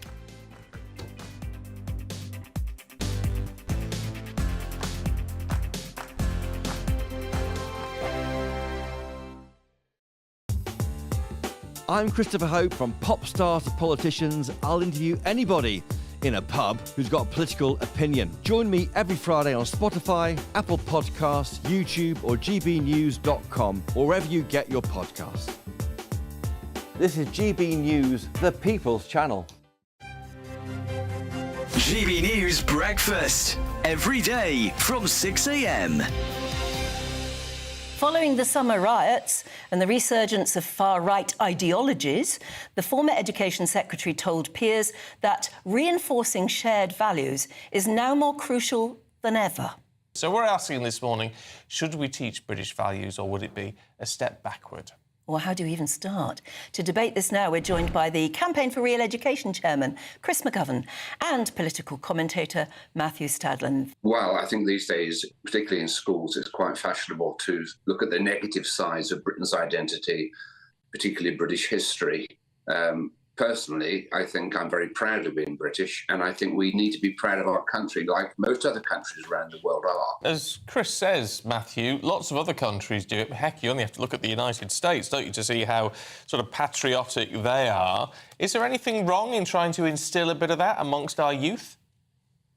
I'm just worried it sounds a little bit communist, Stephen, being told what it is to be British. I've got my own personal but very vague views of what British values might be: inclusivity, patience, being able to queue, decency, respect for democracy and the rule of law.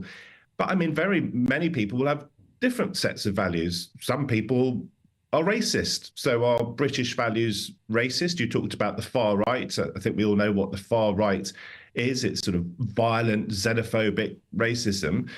But if you have, say, 3-4 million people in this country who might describe themselves as racist or far right, and they're British, or as British as you lot and as I am, does that mean those values get taught in schools? My worry is it's a little bit communist. GB News, the People's Channel. In the GB Newsroom, we bring you the news as it happens. With our team of dedicated journalists across the UK, we're ready to keep you up to date with what's happening every half an hour, every single day. Bulletins here on GB News, the People's Channel, Britain's news channel. This is Britain's Newsroom, where your voice matters. It's just astonishing. With expert analysis and honest opinion, we don't just keep you informed.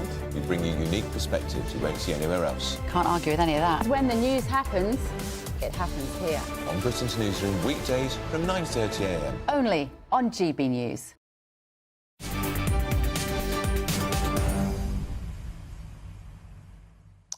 Welcome back. Your time is 4:26. I'm Martin Daubney on GB News. Now to Spain now, where there are at least 205 people now dead from Valencia's flash flooding. Spanish Prime Minister Pedro Sánchez says Spain will do whatever it takes to help people recover from those devastating flash floods.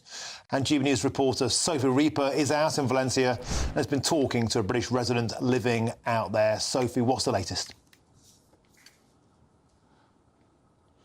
Well, Martin, we've moved closer into the city centre of Valencia now. After we were told to leave the village where we're in, we were told to evacuate because of increasing weather conditions. Now, we've come to the side of a motorway, which you can see has been utterly destroyed.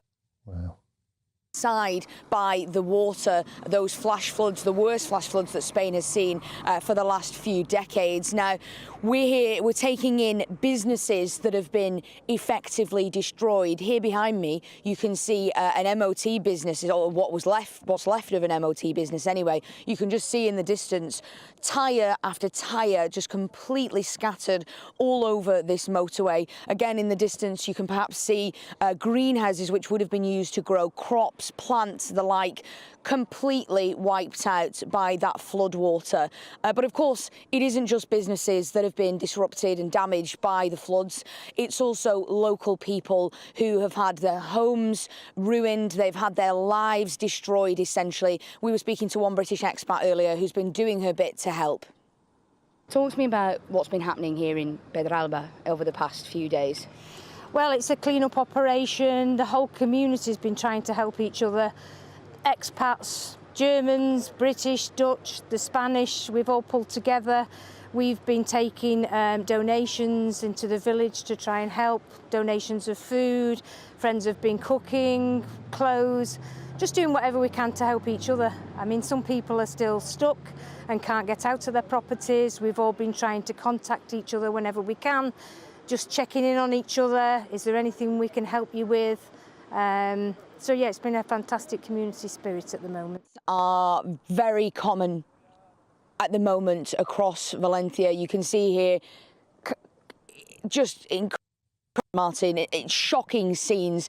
In fact, to think of the power of the water, to cast this vehicle aside and just put it into the central reservation as if it weighed almost nothing. While we've been stood here waiting to speak to you, we've seen people up and having a look around, perhaps looking for their own vehicle which may have been abandoned as a result of the flash flooding. Of course, flash flooding, it came on so quickly that people were forced to just completely abandon whatever they were doing, whether it be in their home, whether it be at their job, or whether they were in their vehicle on the motorway. They were forced to completely just flee the scene and get away from it all. And now that clean-up operation begins. The Civil Guardia are here doing what they can, as we've doing what they can to support the people of Valencia and across Spain. Sophie, I wonder if we just get the cameraman just to pan around again, just to show us some of this footage so I can talk over to our viewers. Show us some of the cars. They're literally just on top of the central reservation there. It's been barged along by the water. We saw earlier this week the water, like a huge tsunami of sludge-coloured water sweeping through. Look at that. Just lifted a family car onto the central reservation as if it weren't there.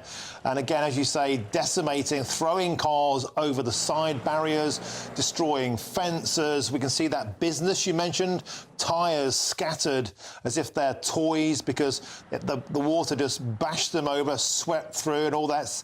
Anybody who's been to Spain will know about these are the plasticos, where they grow huge amounts of crops, simply flattened by the huge volume of water moving through there. And still, evidently, so for EPA, there's a huge cleanup operation yet to be undertaken, but peace has returned for now, although of course there are more reports perhaps of increased weather and increased rainfall coming through the area. Incredible images really bringing that to life for us. Thank you very much, Sophie Reaper and the camera person there, for an excellent report from a clearly devastated Valencia. Thank you very much for joining us here on GB News.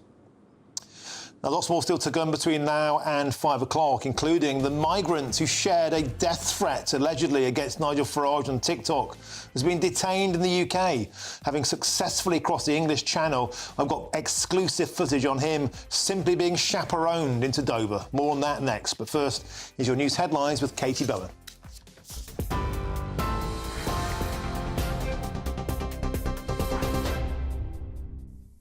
Martin, thank you. The top stories this hour. The fallout from Rachel Reeves's budget continues as the government faces backlash over increasing inheritance tax for farmers. Farmers across the UK are set to gather in London for a rally against the government's agricultural policies, which they say put the future of family farms at risk and threatens food security. The NFU is organising the rally, which will take place on the 19th of this month. Fears have grown that Labour's tax and spend budget will fail to boost growth, with bonds, shares and the value of the pound all falling. NFU President Tom Bradshaw says the government's decision to limit inheritance tax relief on agricultural property to the first £1 million of assets threatens family farms. It's been described as a closure of the mines moment. Here's what one farmer told GB News this morning. We're doing this to produce food that keeps you alive. I mean, I don't know how hard that is to understand for people in Westminster. Nobody needs anybody more in the UK than we need a farmer. I don't understand. They're killing the hand that feeds them, literally. Well, Secretary of State for Rural Affairs, Steve Reed, has said that the wealthy are buying up huge estates to avoid paying tax, before adding that small family farms will be protected. The Chancellor has also defended her budget earlier on. Economic and fiscal stability are the #1 priorities for this government, and that's what we achieved in the budget on Wednesday. A robust set of fiscal rules within a framework which gets debt down as our share of the economy, but crucially, within 3 years, something the previous government never achieved, we will not be borrowing at all for day-to-day spending. That's crucial for fiscal stability. And combined with that, we've now set the spending envelope for the rest of this Parliament. So we're not going to need to come back to find more money. We've made those settlements. We've agreed the framework for public spending for the rest of this Parliament. Briefly to Spain, where, as you've been hearing from our reporter Sophie Reaper, rescue teams are continuing to search for bodies after flash flooding swept through large areas of the country. The Spanish government has now confirmed 205 deaths. Crews are continuing to search for bodies in stranded cars and buildings following the flash floods, as authorities deal with the worst flooding in the country in decades. Dozens of people are still missing, and Spain's Prime Minister has announced that the area will be declared a disaster zone. Those are the latest GB News headlines. More from me in half an hour. For the very latest GB News direct to your smartphone, sign up to News Alerts by scanning the QR code or go to gbnews.com/alerts.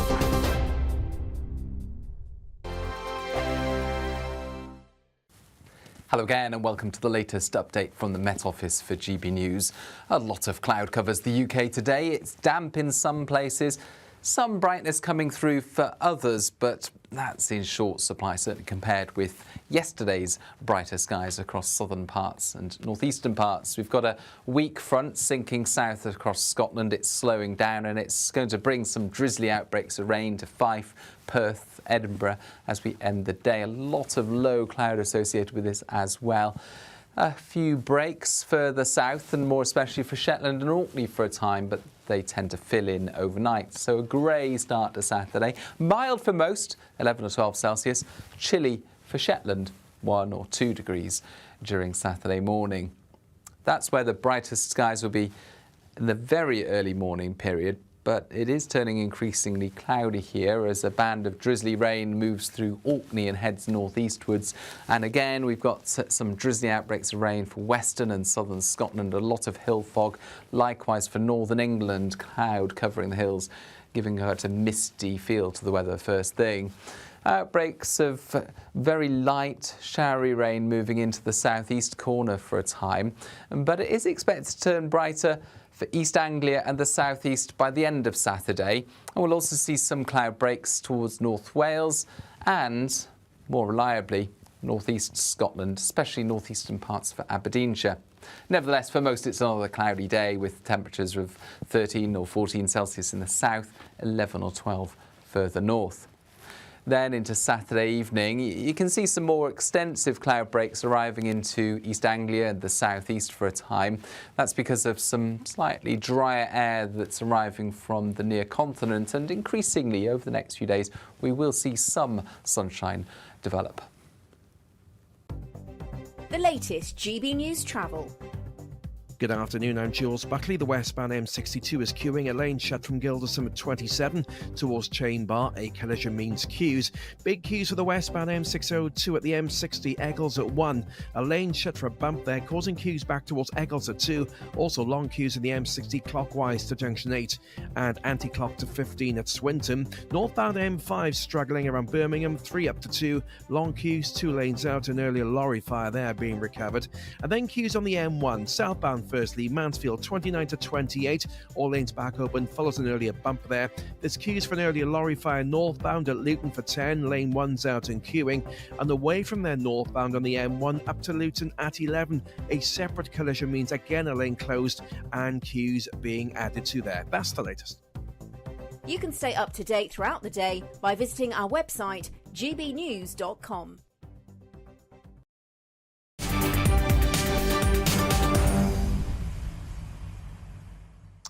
Welcome back. Time is 4:37. I'm Martin Daubney here on GB News. Now, a migrant who allegedly threatened to kill Nigel Farage has been detained after sneaking into the UK on a dinghy. Yesterday, he posted a video of himself in the middle of the channel with a French patrol vessel following the dinghy carrying dozens of migrants. That's him on the French shore about to set off. Now, GB News has also obtained this exclusive footage of how the Afghan was escorted by the French Navy. In the first clip here, there is a French warship around about 6 a.m. yesterday morning escorting Madapas's dinghy to the midpoint of the English Channel, where that warship with Madapasa aboard waits. And in the second video right now, you can see here comes Border Force Hurricane from Britain meeting that warship, picking up Madapasa. Bear in mind, allegedly issued a death threat against Nigel Farage, and there you go, look, taxied back into Dover, Bosch, landing on our shores, having issued allegedly a death threat to the leader of a political party, simply brought back ashore. Now, in a statement, the Metropolitan Police said this: "We received a report of malicious communications and threats to kill towards an MP in relation to a video posted on social media. Detectives have been investigating and inquiries remain ongoing." Well, joining me now to discuss this down the line is the human rights lawyer, Dr. Shoaib Khan. Welcome to the show, Shoaib. Always a pleasure. So we talked about this case a few weeks ago, and you said it was the right thing to do to get this gentleman into Britain and to deal with him here. We obviously can't go into the intricacies of this case. It's an open case. But in principle, my point to you is quite simple. If somebody issues threats against parliamentarians in Britain and they are from a country such as Afghanistan, or it could be Iraq, could be Syria, irrespective of the fact that we don't have a returns agreement with them, they should immediately and simply be deported.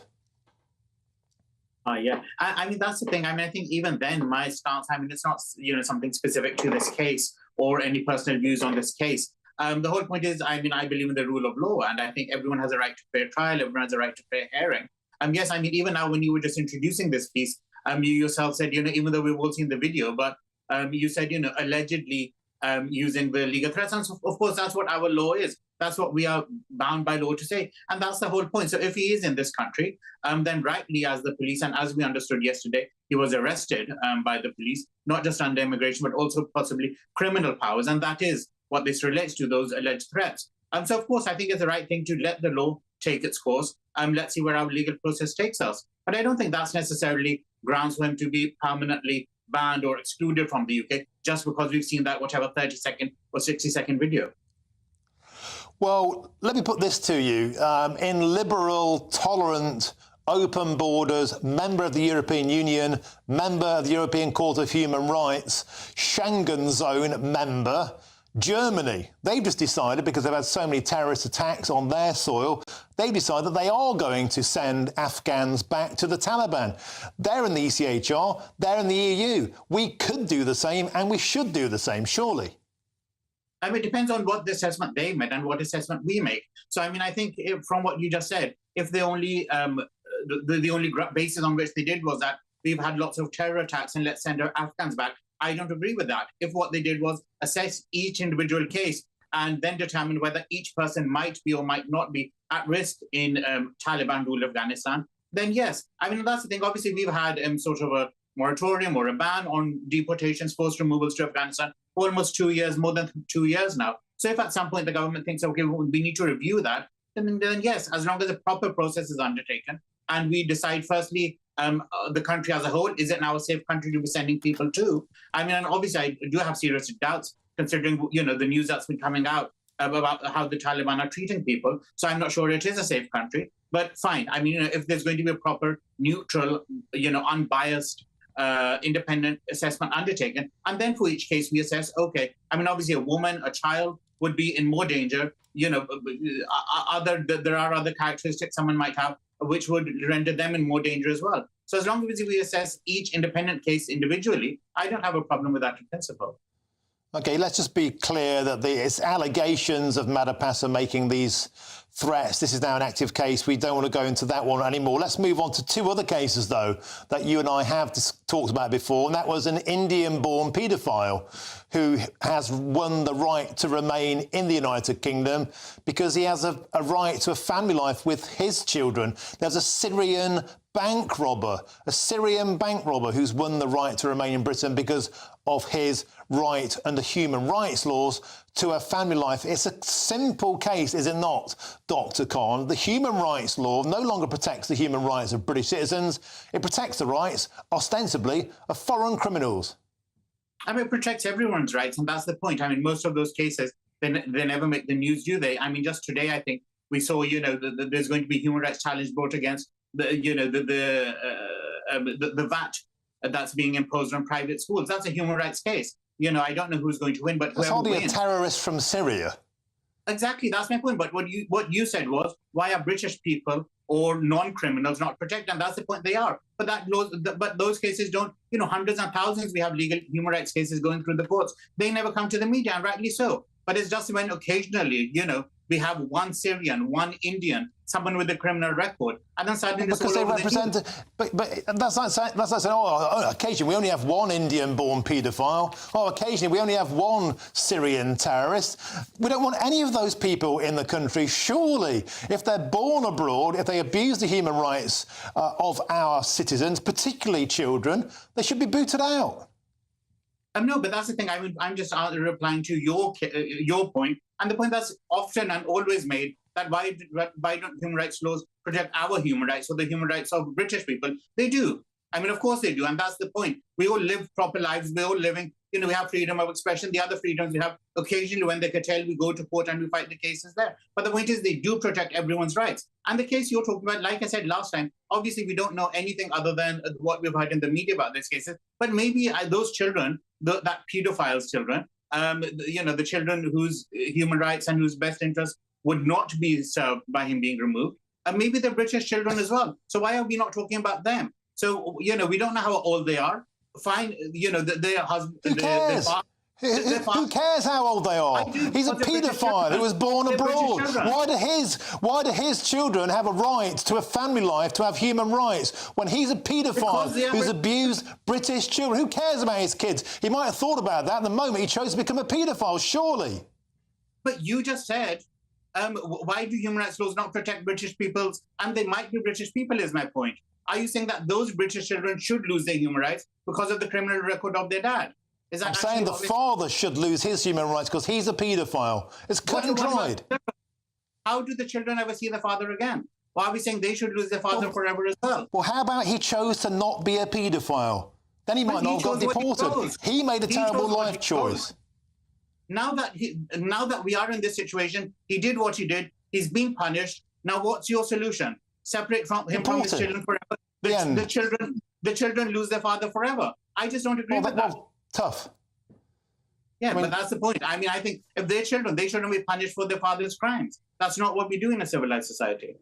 OK, civilised society seems to protect the human rights of paedophiles and bank robbers. Thank you very much for joining us. Always a pleasure, Dr. Shoaib Khan, to have you on the show.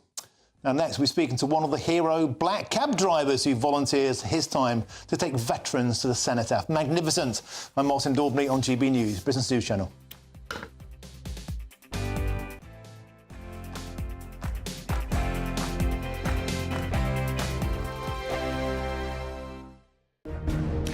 Court cases, A presidential dropout. assassination attempts, This has been a US election like no other.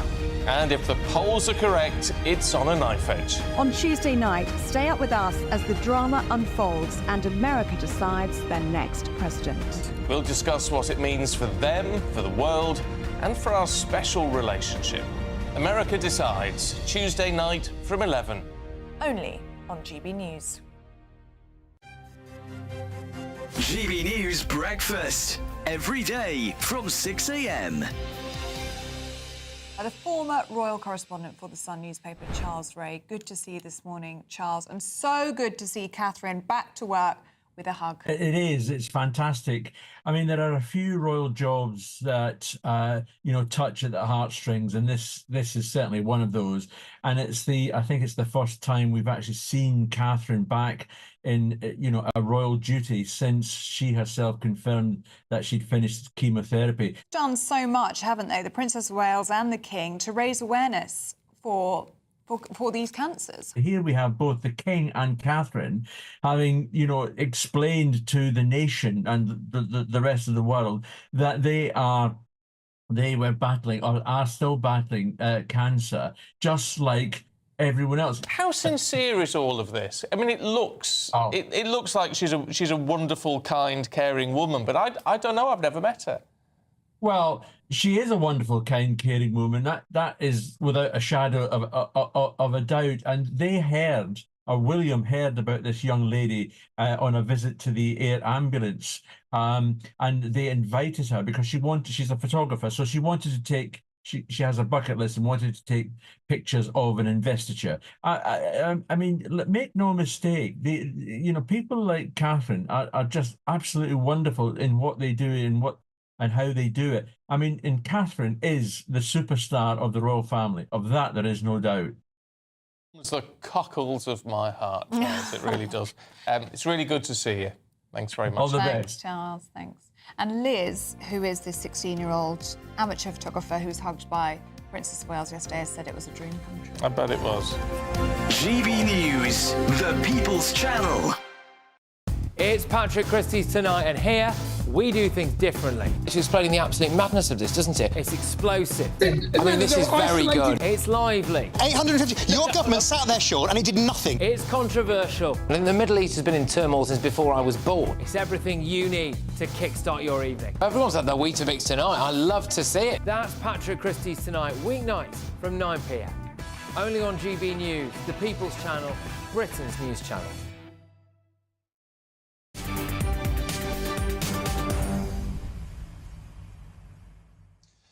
Welcome back. It's 10 to 5. I'm Martin Daubney here on GB News. Now, a magnificent story here to really warm your cockles because Poppy Cabs, the free taxi service for veterans on Remembrance Sunday, is gearing up for its 15th year of operation. This year's service will take place on Sunday, the 10th of November, as it continues to play a crucial role in enabling veterans to attend the annual Remembrance service and parade in central London.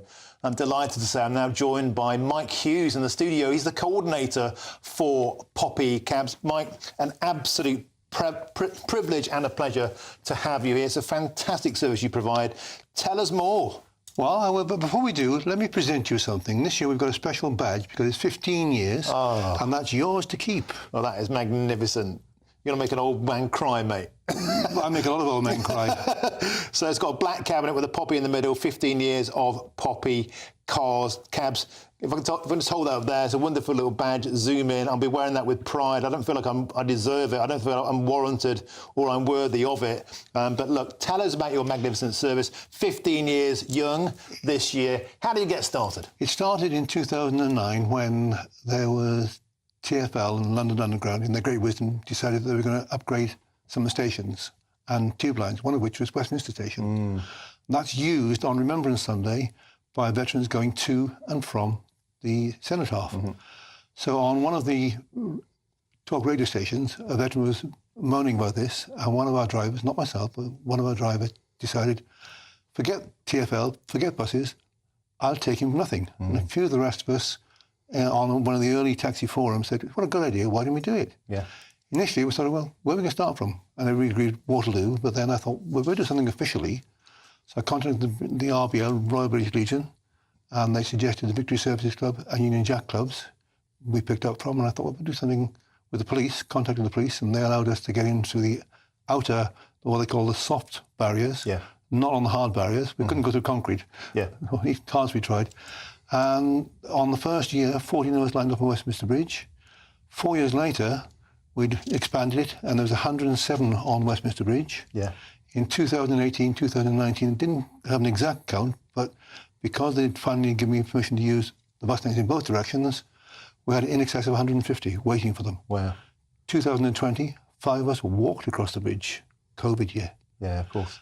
And since then, thanks to the improvements they've made, we're now in, I won't swear, we're now working from Victoria Embankment, Portcullis House to pick up, and we get in excess of 100 on Westminster Bridge, and we bring people in from all over the place, all the mainline stations. And for those who are in wheelchairs and some of the special groups, I ask drivers to go along and pick them up from their special areas.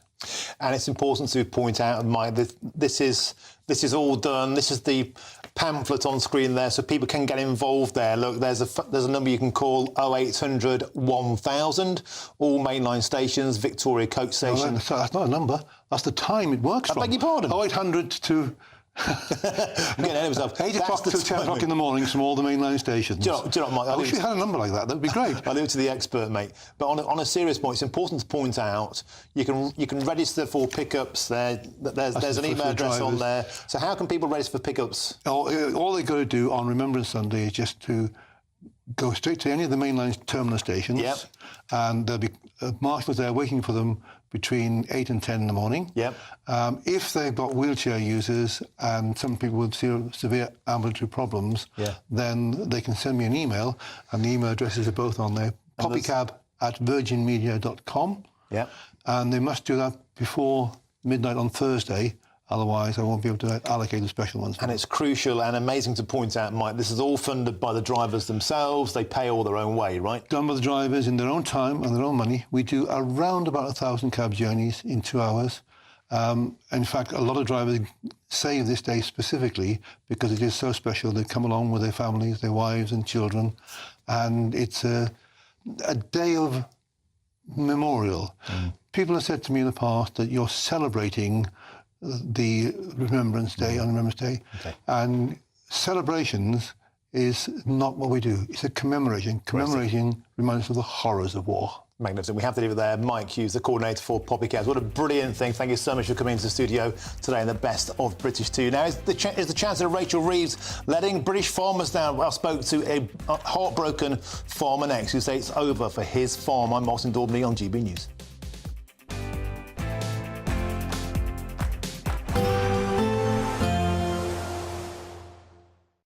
Expect a warm front, moving from the kitchen right through to the rest of the house. Boxed Boilers, sponsors of weather on GB News. Hello again and welcome to the latest update from the Met Office for GB News. A lot of cloud covers the UK today. It's damp in some places, some brightness coming through for others, but that's in short supply, certainly compared with yesterday's brighter skies across southern parts and northeastern parts. We've got a weak front sinking south across Scotland. It's slowing down and it's going to bring some drizzly outbreaks of rain to Fife, Perth, Edinburgh as we end the day. A lot of low cloud associated with this as well. A few breaks further south and more especially for Shetland and Orkney for a time, but they tend to fill in overnight. So a grey start to Saturday. Mild for most, 11 or 12 Celsius. Chilly for Shetland, 1 or 2 degrees during Saturday morning. That's where the brightest skies will be in the very early morning period, but it is turning increasingly cloudy here as a band of drizzly rain moves through Orkney and heads northeastwards. And again, we've got some drizzly outbreaks of rain for western and southern Scotland, a lot of hill fog. Likewise for northern England, cloud covering the hills, giving a misty feel to the weather first thing. Outbreaks of very light, showery rain moving into the southeast corner for a time, but it is expected to turn brighter for East Anglia and the southeast by the end of Saturday. And we'll also see some cloud breaks towards North Wales and, more reliably, northeast Scotland, especially northeastern parts of Aberdeenshire. Nevertheless, for most it's another cloudy day with temperatures of 13 or 14 Celsius in the south, 11 or 12 further north. Then into Saturday evening, you can see some more extensive cloud breaks arriving into East Anglia and the southeast for a time. That's because of some slightly drier air that's arriving from the near continent, and increasingly over the next few days we will see some sunshine develop. A nice bright morning will generate a lovely warm day, right through to the evening. Boxed Solar, sponsors of weather on GB News. The latest GB News travel. Good afternoon to you. Hello, I'm Jules Buckley with the M62 westbound still queuing with a lane closure still in place. That's from Gildersham at 27 towards Chain Bar. The queue's back to Lofthouse at 29. It's due to an accident. There's an earlier lorry fire still being recovered, causing queues northbound at the M5 away from the Frankley services. So 2 lanes are out. Halesowen at 3 up towards Oldbury Dudley at 2. A southbound side struggling as well. And also on the northbound M5, the entry slip road is closed at junction 3 as well. Oxfordshire delays southbound for the M40 around Tame at junction 7, partially blocked we understand and slow going, and there's queues due to an earlier lorry fire still on the northbound M1. It's just around the turn off for Luton Airport Spur Road junction 10. Lane 104 is still closed off. That's causing delays. That's the latest. You can stay up to date throughout the day by visiting our website gbnews.com. We could be delivering the perfect Christmas to you this year. First, we'll give you £20,025 in tax-free cash. Then we'll give you £5,000 to spend on all of your Christmas presents, with a further £500 in vouchers to spend at your favourite supermarket. Finally, a GB News Christmas goodie bag. You'll get it all in time for the big day. For your chance to win, call 0903 681 3232. Calls cost £2 plus your network access charge. Text cash to 63232. One entry costs £2 plus one standard network rate message, or text bonus to 63232. 5 entries cost £5 plus one standard network rate message. You can enter online at gbnews.com/win. Entries start from just £2, or post your name and number to GB09 PO Box 8690 Derby DE1 9TT. UK only. Entrance must be 18 or over. Lines close at 6 p.m. on the 22nd of November. Please check the closing time if listening or watching on demand. It's Patrick Christie's Tonight, and here we do things differently. It's explaining the absolute madness of this, doesn't it? It's explosive. I mean, this is very good. It's lively. 850. Your government sat there, Sean, and it did nothing. It's controversial. And the Middle East has been in turmoil since before I was born. It's everything you need to kickstart your evening. Everyone's had their Weetabix tonight. I love to see it. That's Patrick Christie's Tonight, weeknights from 9 p.m. Only on GB News, the People's Channel, Britain's news channel. Why go out on a Friday night when Friday night comes straight to your home? Talking about? Join me and my A-team of top pundits. Chemistry tonight is electric. As we tackle the big stories of the day with wit, insight and fearless energy. Man of the people. It's all vibe. Just a filing cabinet on wheels with a tie on. So, order in Friday Night Live with me, Mark Dolan, every Friday at 8, only on GB News, the People's Channel, Britain's news channel.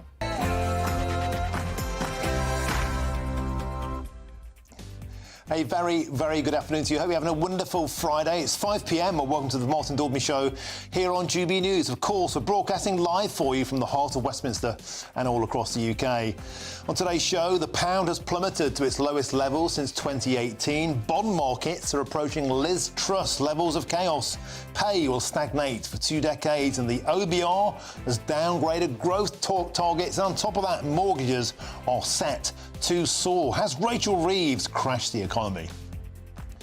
And the farming community has blasted Labour's budget as a kick in the teeth and a closure of the coal mines moment. Well, earlier in today's show, I spoke with the president of the National Farmers Union, who has told me he was absolutely baffled by the government's choice. And later in this hour, I'll speak to a heartbroken farmer who says it's over for the farm that his granddad started just after World War II. And Jay Chan is a man with a plan. Look at this legend. He's downing pints in all of Blighty's 650 constituencies to help save the great British boozer, or at least that's his excuse. He'll join me today to neck the 39th frothing flagon of his patriotic pub crawl.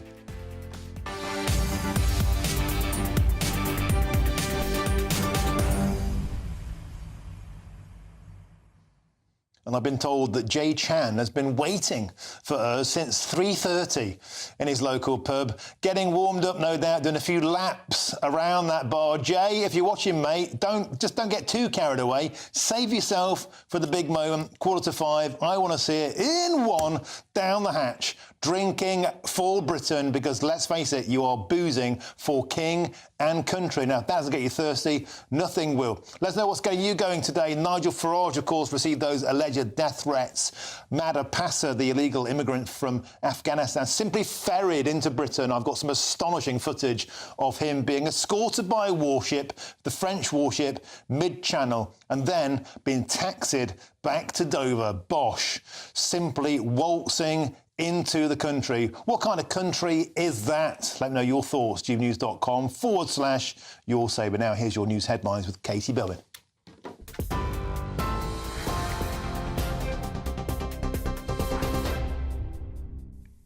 Martin, thank you. It's just gone 5 o'clock. These are your latest headlines. The fallout from Rachel Reeves's budget continues as the government faces backlash over increasing inheritance tax for farmers. Farmers across the UK are set to gather in London for a rally against the government's agricultural policies, which they say put the future of family farms at risk and threatens food security.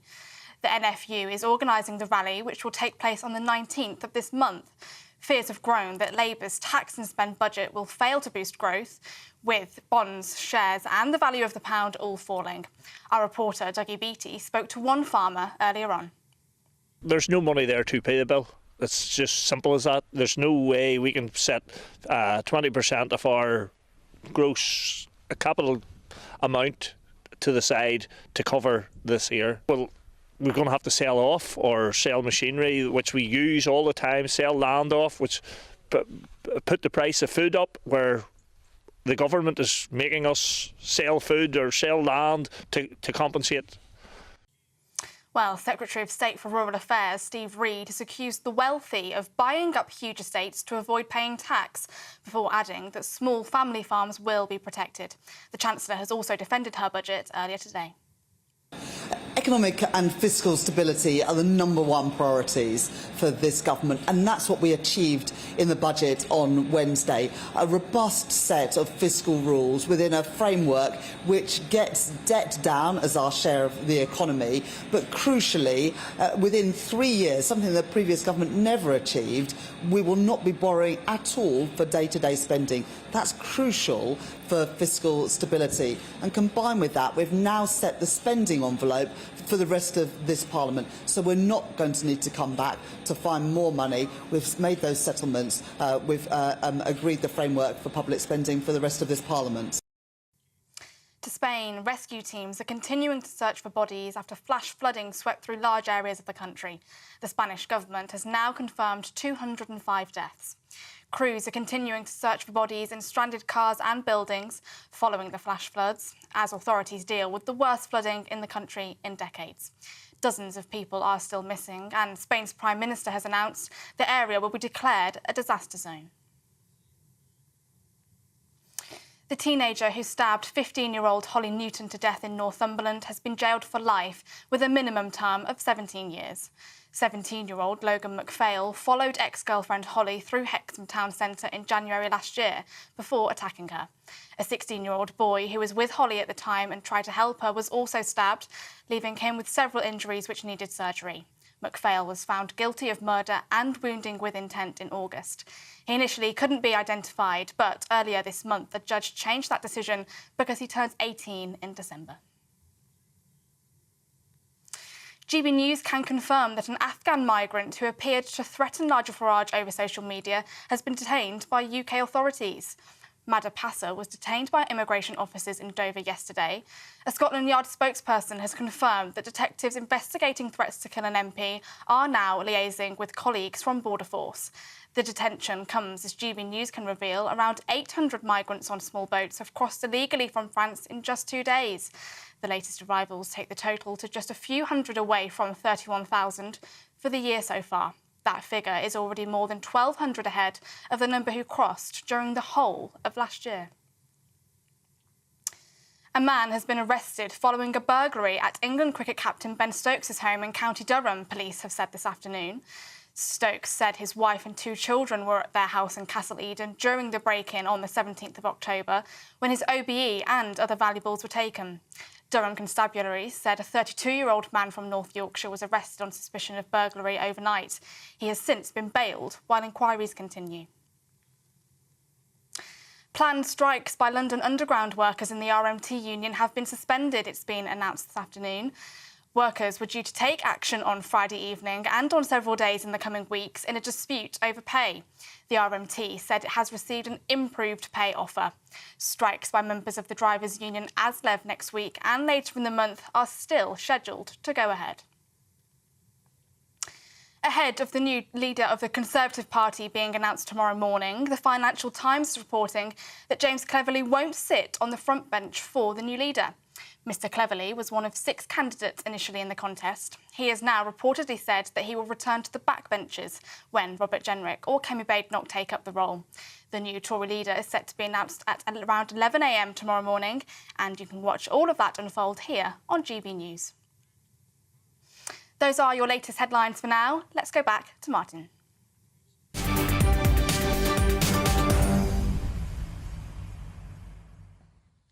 Thank you, Katie. Now, has Rachel Reeves crashed the economy? Because the pound has plummeted to its lowest level since 2018, while bond markets are approaching Liz Truss levels of chaos. And meanwhile, outraged farmers have warned that the government's brutal inheritance tax hike could put an end to family farming in the UK. The Chief Secretary to the Treasury, Darren Jones, defended the government's decision as he spoke to GB News earlier. The past, where farmers would be able to pass down their whole estate tax-free to their children, would cost the Exchequer about £1 billion a year. Over half of that just went to 63 estates in the country with an average value of about £8 million. The new scheme that we've designed still gives you the first £1 million tax-free, and then for value over that, you get a 50% cut in the headline rate of inheritance tax at 20%. If for a married couple who pass down their house and the land to their children, they still get £2 million exempt from inheritance tax altogether, which does cover the vast majority of small and medium farms. Well, to use a pun, the government there is still ploughing the same furrow. They're sticking to their script. And joining me now to discuss this in our studio in Westminster is our political editor, Chris Hope. Chris, there's no doubt about it, the inheritance tax hike on farmers has been a huge talking point. We could be looking down the barrel of something of a rural revolt on this. I spoke to Tom Bradshaw.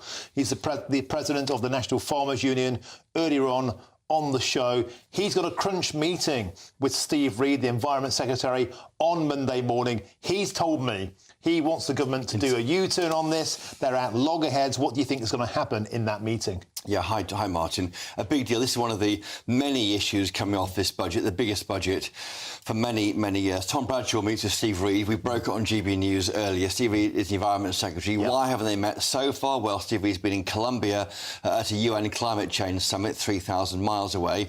The NFU, National Farmers Union, they're telling us they're angry and concerned. They had no idea this was coming. No one has spoken to them about the IHT changes. They claim that they say that the claim by the government there, Darren Jones, saying 1 in 4 farms will be affected are misleading. They say very few farms are worth under £1 million. You saw Dougie Beattie there in County Down. He's going with a farmer around all the kit in the yard there. That tractor's worth £120,000 to replace. It's 5 years old. You know, a few tractors and a buildings and you're up to £1 million. So where do you find the money?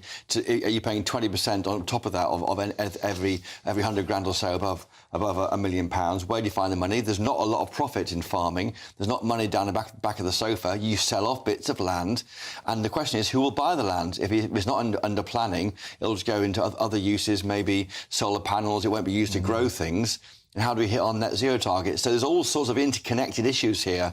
I think the government is only really getting to grips with now. They claim, of course, and Steve Reed has been on Twitter today, now he's back from Colombia, saying they want to crack down on people using arable land, farmland, to avoid IHT. Number 10 said today that 60% of land asset sales last year were to private investors.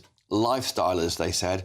People are buying up land not for farming, but to exploit a loophole, not good for farming or food production. Do you think it's a bad look that the Environment Secretary has swanned off to Colombia on a climate change conference when the biggest bombshell that's hit agricultural farmers in generations is dropped in a budget like this? The Environment Secretary does a lot of things. He's in charge of farming, of course, rural affairs, and also the environment and other issues. A big meeting with the UN. We want to get to net zero as soon as we can under this Labour government. So he had that in mind. Politically, you might have said to him, well, you've got a big budget coming. If you know what's in the budget, and they were briefed on this, they briefed Wednesday morning when he was in Colombia, so he may not have had any early warning from the Chancellor what was coming, but it's certainly in his in tray, a big problem for him. Farmers now planning a big rally in the capital in London in 2 weeks' time. That'll be quite interesting. This one is going to run and run.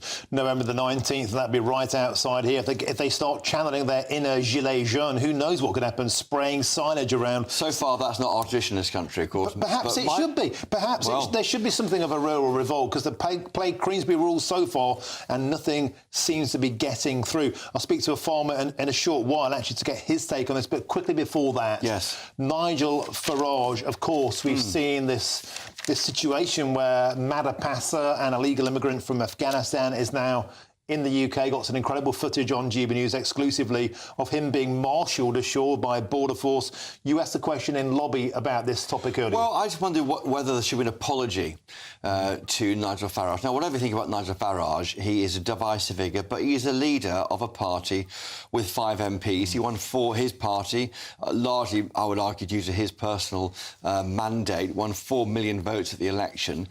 Is an apology owed to him for allowing this individual, through lack of controls at the border, to get into the UK?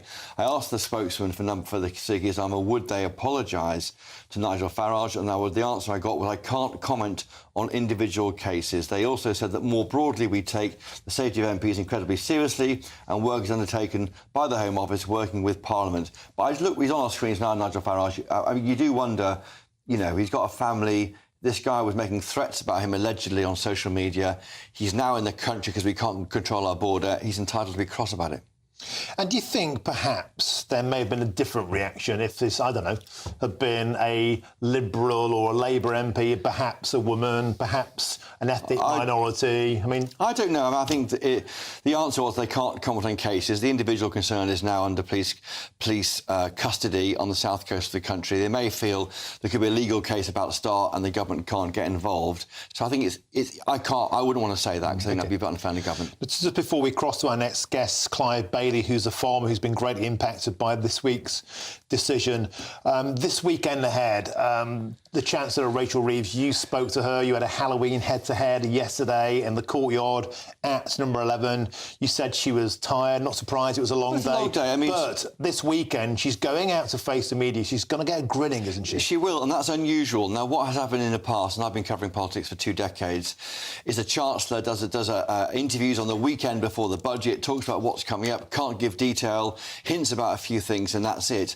And then the budget happens on the Wednesday, and then for 5 days after that, MPs debate it, and the Chancellor goes to ground, basically.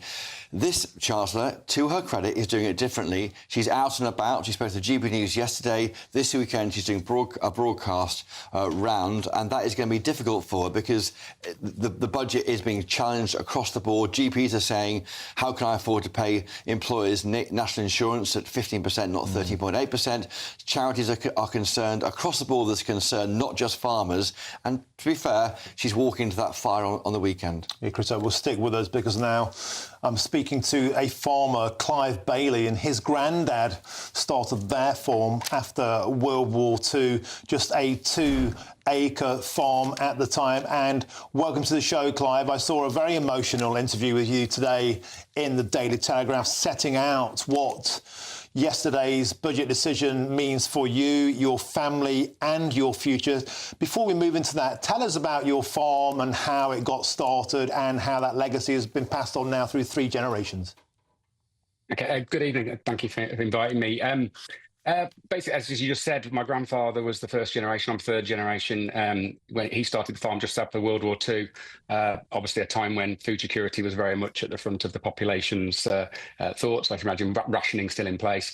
He was a tenant farmer, so he rented a farm, built that business over the years, took risk, worked hard, often expense. He lived him and my grandmother lived a very frugal kind of lifestyle. Saved, borrowed, managed to buy land, which then I think in the kind of late 60s, my father went to agricultural college and then came home to join him. He continued to expand the farm, again, taking risk, working hard, living quite modestly as children and whatever. The house that I grew up in, we've been working a hell of a lot, milking cows, which that ended after around the foot and mouth time or whatever. So we went more just to be, as we are today, an arable farm, all combinable crops, wheat, barley, beans, that kind of thing, in Lichfield, Staffordshire. I've continued to build that up, taken risk again. Like to think I've worked hard, borrowed money to build that business to make it sustainable for my family. And going forward, I've got 2 children, William and Henry, 11 and 13. It would have been nice to have the option to be able to pass forward, when I inevitably die at some point and pass away. So I always think at least my grandfather, all that hard work and the fact that he didn't live any kind of excessive fancy billionaire or millionaire type lifestyle. He died in his mid-60s, sadly, so quite a long time ago when I was quite young. But at least he passed away in the knowledge that work, would benefit his son and his grandson and his grandchildren that weren't born at that time. And Clive, I must admit, I got quite choked when I read and I still do now, when I read what you wrote about the realisation that you seem to be having that maybe this is the end of the line for your farm. You put in the article there, after this, it's just not the case anymore. This is the end of the line. Talking about the inability, perhaps, to pass the farm on to your children, you just mentioned.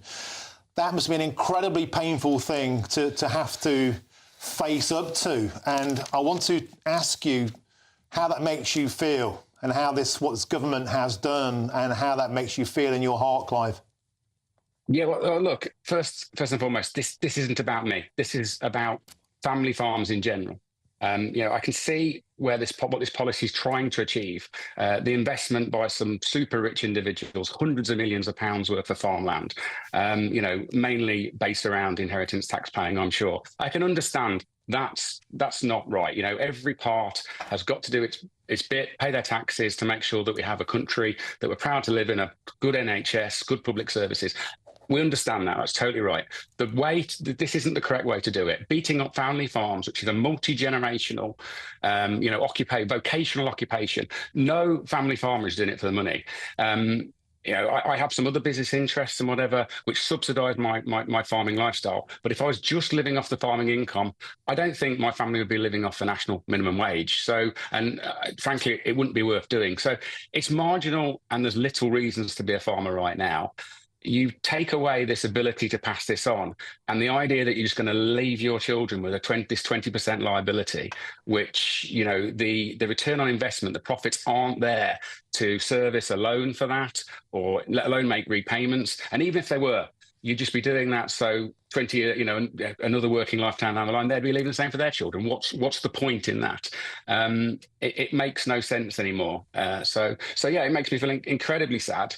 My children may never have wanted to be farmers, but it would have been nice to be able to give them that option, wouldn't it? Clive, I'm joined in the studio by our political editor, Chris Hope. He also has a question for you. Clive, today Steve Reed, he's the Environment Secretary, he said on social media the wealthy are buying up huge estates to avoid paying tax, and that's the target. You mentioned it there obliquely in your comments. Is this right? Do you see around you businesses, landowners buying up land to avoid IHT, and that's what the target is? Or is that, you think, an excuse to get more money into the exchequer? No, he's not wrong. That is happening. The extent of it, I don't think it's a huge phenomenon, but there have been some particularly high-profile cases, kind of particularly rich UK entrepreneurs that have done this or whatever. But in those cases, you're talking hundreds of millions of pounds worth of land, not 1 million. That figure is nonsense, and that absolutely shows the complete ignorance and lack of understanding of this government and Rachel Reeves and Keir Starmer in this particular issue.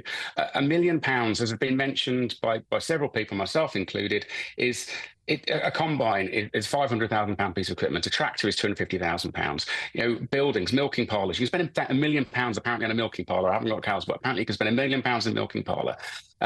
You get to that £1 million figure very quickly. Now, they've tried to suggest that there's this 73% of farms that won't be affected because they're all under that £1 million. And actually, those figures are warped, because that number, that under £1 million, that's made up of some of those lifestyle people that have made their money elsewhere, bought a posh house in the country of room for a pony, and maybe rent a field to somebody. And off the back of that, they get the box ticked and they're claiming APR. So actually, the people that they've tried to protect and exempt, they're not family farmers. They're the rich asset owners at the bottom end of the scale, and then at the top end where you've got these hundreds of millions of pound type land buyers. But the family farm, that is in that, I don't know, that kind of 3 to maybe £10 million kind of bracket. They're the ones that they need to protect. That 1 million figure needs changing to 10, and you might be achieving the right thing then. That's what I think. That's what I think will happen. I think they'll have to lift up that threshold.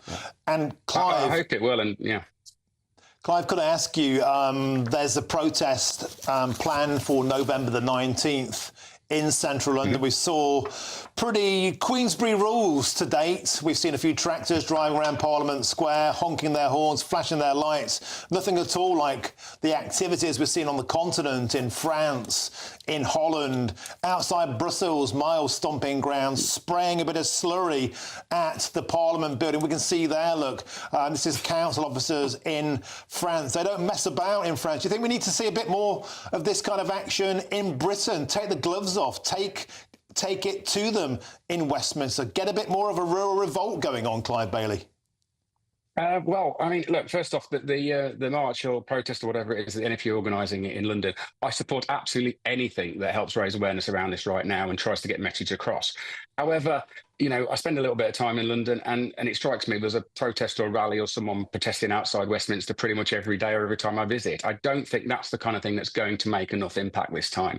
I don't, it's a good thing. I support it. I'll be there, but I don't think it's enough. Now, I'm in contact with a lot of UK farmers via social media. I run a website that a lot of them use called the Farming Forum. Yesterday, I think they were in shock.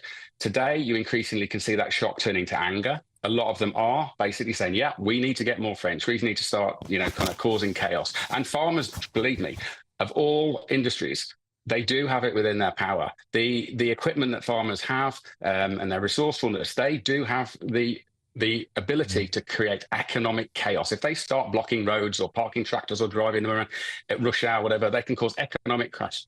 They could hold the government to ransom on this.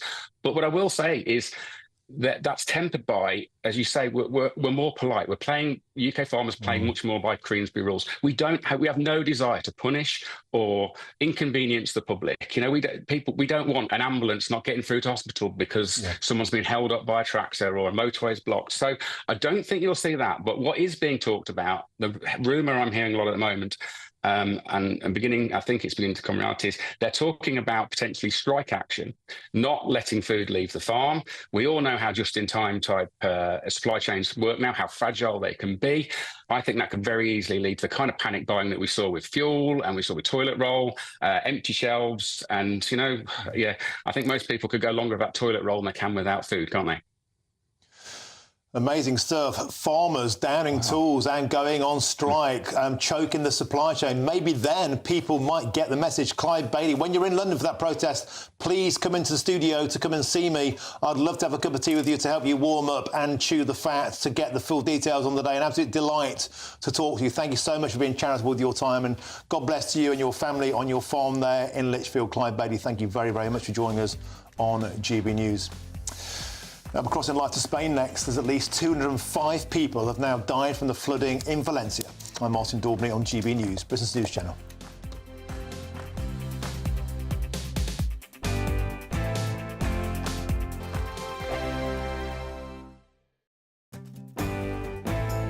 Hello there, I'm Eamon Holmes. Thank you for joining us on GB News, Britain's news channel.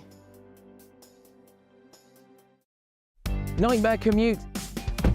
Kick it up a gear with GB News Radio. You can listen online and on DAB+, and on the GB News app. We're also on TuneIn and the Radio Player apps. From the school run to rush hour, get revved up with GB News Radio.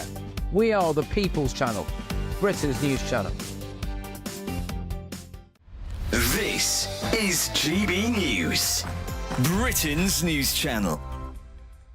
Now, our next guests have been working closely with celebrities and MPs to help clean up our planet. Very important. Think Ocean was founded in 2021 with two main goals. One, educating the next generation to make sure that they know when they're growing up that naturally we have to take care of the planet and cleaning pollution that's already in the environment. Well, joining us now to tell us more is Think Ocean's founder, Hugo Valdez-Vera, and the co-founder, Nolene Mariappan. Really good morning, to see you both this morning. So, Nolene, let's start with you. What is Think Ocean and why did you want to start this back in 2021?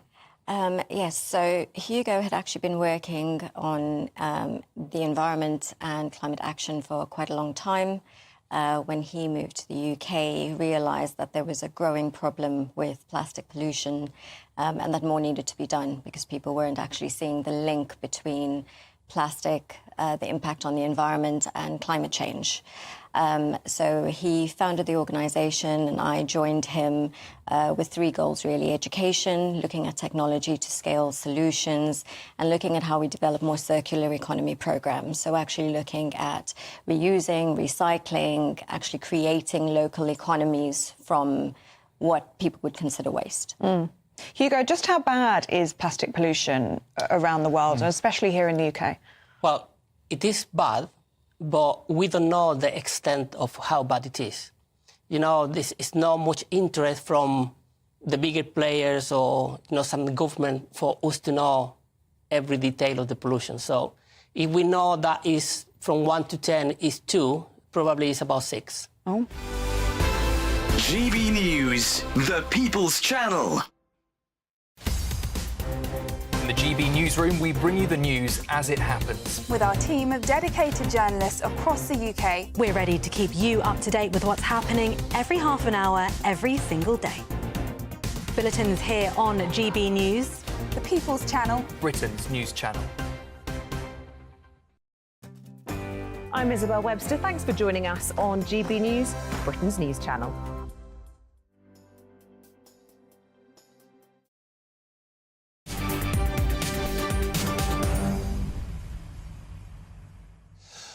Welcome back. Your time is 5:28. I'm Martin Daubney on GB News. Now to Spain now, where reports are in of more than 200 people now dead from Valencia's flash flooding. Spanish Prime Minister Pedro Sanchez says Spain will do whatever it takes to help people recover. And there's a huge clear-up operation underway there. We saw astonishing imagery earlier from Sophie Reaper, our reporter out in Valencia, of cars simply tossed aside like matchwood. Let's cross now to Sophie Reaper. Sophie, what's the latest? Well, Martin, darkness has fallen here on the outskirts of Valencia, but we're still at the same scene, as you were saying, where cars were just cast aside by that floodwater as it came rushing in through the city. And there's something that we've seen in the past hour that I'd like to draw your attention to. On the cars, we noticed, on many of them, there are green ticks that have been spray painted onto them. Now, we spoke a little bit earlier with the emergency forces who were present here at the scene, and we confirmed what that green tick means is that that car has be checked for a person who may have been travelling in that car who simply was unable to escape it in time. Now, what this means, this green tick, is that it's been checked and that it was clear. But on many of the cars in this vicinity, I'm not sure you'll be able to see, on the white car over there, there's another green tick, and on several others in the distance as well, they've all been checked. And that's clean-up operation. Now, as I was saying to you earlier, Martin, we were forced earlier to leave the small village where we were because of the weather conditions, but we spent some time there this morning in the early afternoon, and that is one area in particular that's been affected. We spoke to a British expat there, Nikki Crisp, and this is what she had to tell us about that area. The main bridge that separates sort of Pedralba and the next village, Villamarchant, has been badly affected, and so it's only pedestrian access now. So we've got friends who live the other side, and they brought supplies down, and we then have taken them into the village today because they're desperate for water and food and clothing and toiletries and anything that can help the local community. And that is what they're doing here, not just in Valencia, not just in Pedralba, but all over the parts of Spain that have been affected by this truly tragic incident. Thank you, Sophie Reaper, there live on the ground for all the latest on those devastating flash floods in Valencia. Thank you. There's lots more still to come between now and 6 o'clock. Are you a white male and feel sidelined like you're redundant? Well, I'll be speaking to Tim Samuels next, who's starting a podcast on exactly that topic. But first, here's your headlines with Katie Bowen.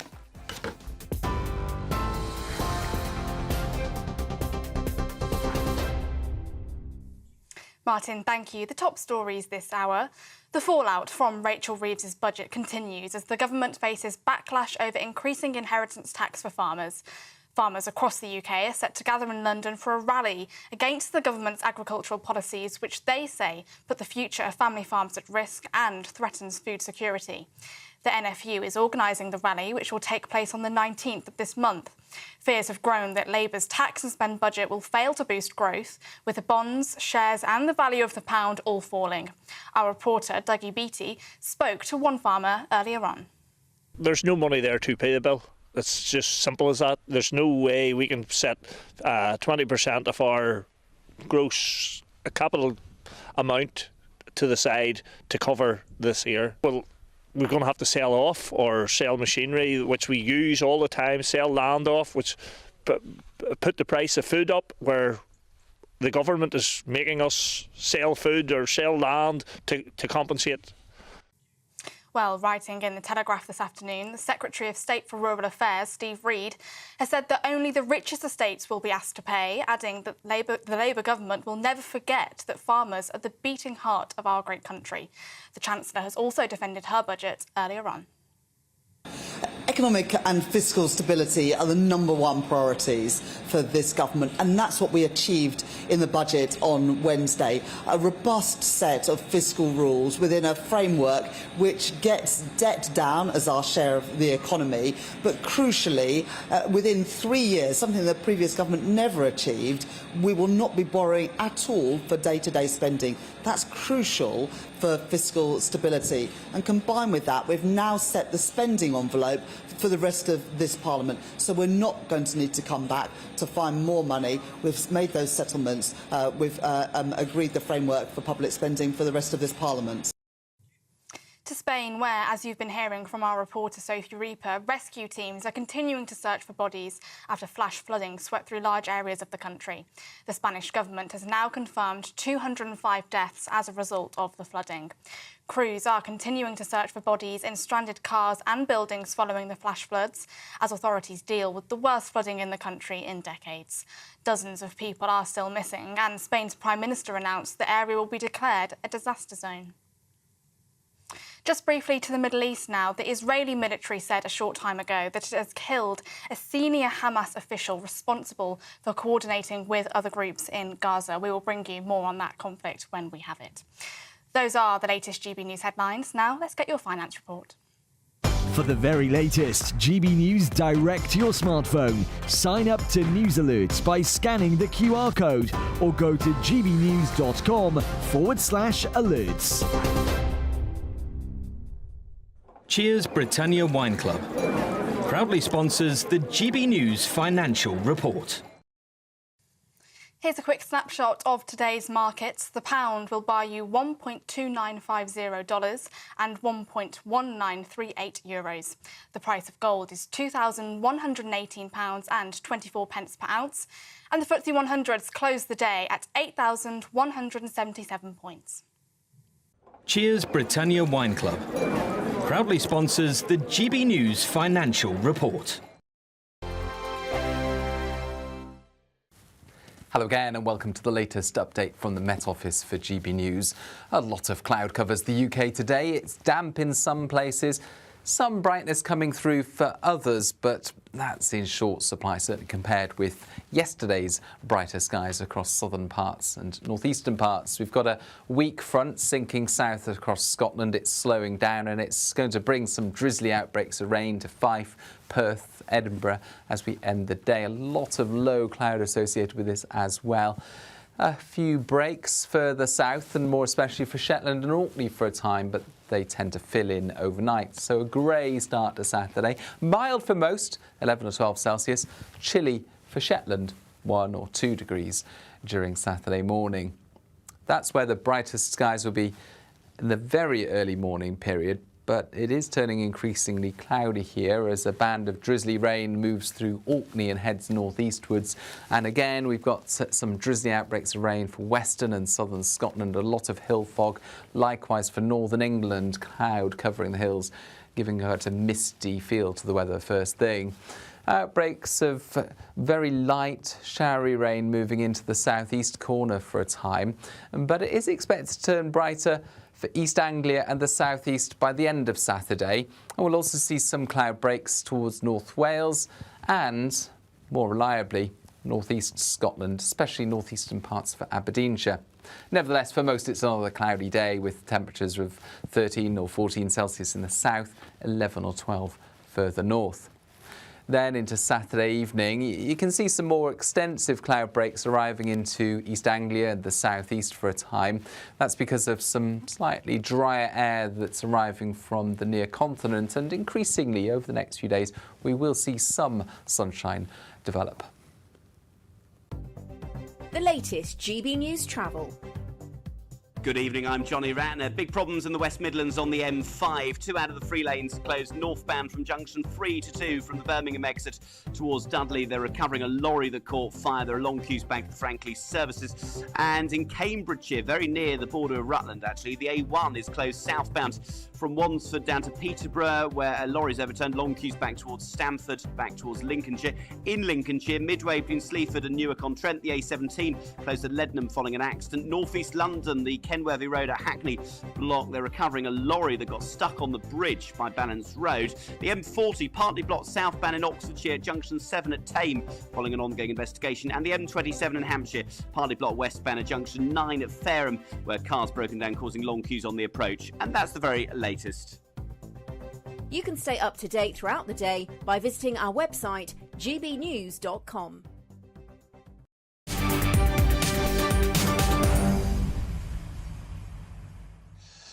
Welcome back. Your time is 5:38. I'm Martin Daubney on GB News. Now, here's a question for you. Are white men becoming obsolete? And has diversity, equality and inclusion cost you your job, promotion or even compromised your free speech? Well, those are the questions that a new podcast will explore as part of a wider discussion on men's mental health. And they want you to come forward and share your stories at www.worktruth.com. And I'm now joined by the man behind that new podcast, Tim Samuels. Tim, welcome to the show. Always an absolute pleasure. I know you've been fighting on this wicket for a long time, talking about men's mental health, around educational attainment, around suicide levels, and now you're launching a new podcast and you want GB News viewers to get involved. Tell us more. I do. Very good to see you, Martin. It's worktruth.co.uk, not .com. But yes, it's looking at what it's like to be a man in today's workplace. And no one's saying that things didn't have to change. The question is, in addressing racism and sexism, whether the pendulum has swung too far. And what we're looking at is whether white men, especially, have become victims of discrimination, whether guys have been pushed out of their jobs, whether they're not getting promoted, whether they're walking around, as some would say to me, in a state of fear that they're one microaggression away from being sacked. And it's very hard for blokes to talk about this without sounding like they're whinging or that they're going to get cancelled. So we're launching this podcast to try and explore some of those stories, bring them to life, and just see how pervasive DEI has become in the workplace. You know, Tim, you're dead right, because there is a feeling, is there not, there's a media narrative that to be born male, to be born white, you've won life's lottery. You're already privileged, you have all sorts of things on your side, and yet we do see, don't we, increasingly, for example, in the RAF, in the military, these kind of candidates being pushed to one side. And also we know that particularly white working class men are the highest likely to commit suicide, particularly labourers who often retire early, their body's broken and there's nothing to help them forward. So what kind of people in particular, Tim, would you like to reach out to you? I think where it tends to affect men most are when they work for big companies. They might work in the media, they might work in academia, education, in some of the household name companies, as well as the kind of sort of small to medium sized as well. It's really, do you think as a result of your being a bloke, essentially, have you been sacked? Has your career just gone off the rails? You're not getting promoted? Are you being overlooked? Maybe you're a guy over 50 and you just can't find work, and you're really qualified for that, but again and again you're going for interviews and are not getting anywhere. Or maybe, and I hear this quite a lot, that you're at work but you're terrified that you're just going to say the wrong thing, or you're having to kind of twist yourself to fit in. I heard from somebody who said, put your pronouns on your email signature or you're going to be sacked. People that have been called in and been reprimanded for just saying the wrong thing, or making a joke. And people are self-censoring so much these days. So, as I said, Martin, it's being respectful. It's acknowledging things have to change, but it's looking at some of the kind of the madness that has taken hold in some companies, and more than anything, tapping into what it's like to be a man these days, how it's affecting your mental health. Is it? You and I both know, we both looked into this a lot, that when guys lose their job, it has a terrible impact on their self-esteem, their identity, their mental health, and that can lead to some really horrible outcomes. So those are the sorts of people that we want to hear from, and you can get in touch with us anonymously. If you're working for a company still and you are scared to speak out, we can of course honour that. But I get the sense there's a groundswell of men out there who are very nervous at the moment, who are very conflicted, because we know that things have to change, but the question is whether change has gone too far and whether it's being underpinned by activism rather than actually what works for people. And a lot of this DI stuff doesn't work for minorities. It doesn't work for women, which is something we're going to get into in the podcast. It's essentially a Marxist ideology that's being rolled out. Well, Tim Samuels, I think you're bang on the money, and you can get in touch. I've already made myself obsolete by getting your website wrong. It is worktruth.co.uk. And also, if you want to message me directly at GB News, you've got my details. I'll pass it on to Tim, something I'm very, very supportive of. Tim Samuels, an excellent new initiative. Thank you very, very much for appearing today on GB News. Thank you. So moving on, Jay Chan now here is a man with a plan to down pints in all of Blighty's 650 constituencies to help save the great British boozer. He joins us next. He's been getting warmed up for the last hour and a half. I hope he's still standing. He will join me next. I'm Martin Daubney on GB News, Britain's News Channel.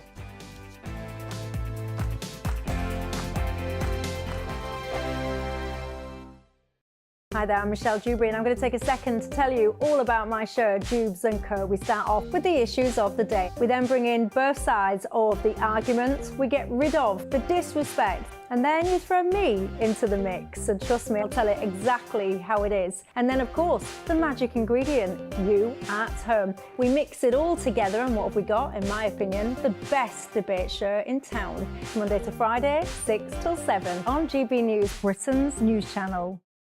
This is GB News, Britain's news channel. Tell us about this film, because it's obviously come from your own experiences. We wanted to create something for the entertainment industry that wasn't just another kind of dull documentary. I mean, some of them are brilliant, they're very informative, but you kind of leave a bit bewildered and a little bit kind of flat. So we thought, I've got a passion for writing, and you've obviously got and unbounded knowledge on the subject. Why don't we create a film with a kind of satirical look on eating disorders? So this came it's been made 20 years after your own... It is 20 years. 20 years, practically to the day. So Samantha, you suffered with OCD and an eating disorder as well? Yes. And that's when your mum became a counsellor, is that right? A little bit later on, I think we spent a bit of time in the system and I realised that it wasn't working for us. So I took it on myself to learn as much as I could about the subject. I call it a tragedy, probably the wrong word, but No, it is a tragedy because mental ill health and eating disorders destroy the lives of not only the sufferers but their families as well. But you've turned that into something so positive and so It's inspiring. amazing, really, that 20 years ago our story was just beginning, and 20 years on, what we've done. But I have to say that very little has changed in the system. I've heard that. And I think that's what we're passionate about. Yeah, so... That was why we wanted to... I mean, I work with families every day and I see the destruction that eating disorders and other mental illnesses not just bring to the sufferer, but the whole family. Yeah. And I think that's what really passions me, because obviously 20 years ago we were there. And I just feel that so much more needs to be done. And I think with eating disorders, there is still a lot of misunderstanding around the subject. GB News, the People's Channel. Court cases. A presidential dropout. Assassination attempts. This has been a US election like no other. And if the polls are correct, it's on a knife edge. On Tuesday night, stay up with us as the drama unfolds and America decides their next president. We'll discuss what it means for them, for the world, and for our special relationship. America Decides, Tuesday night from 11. Only on GB News.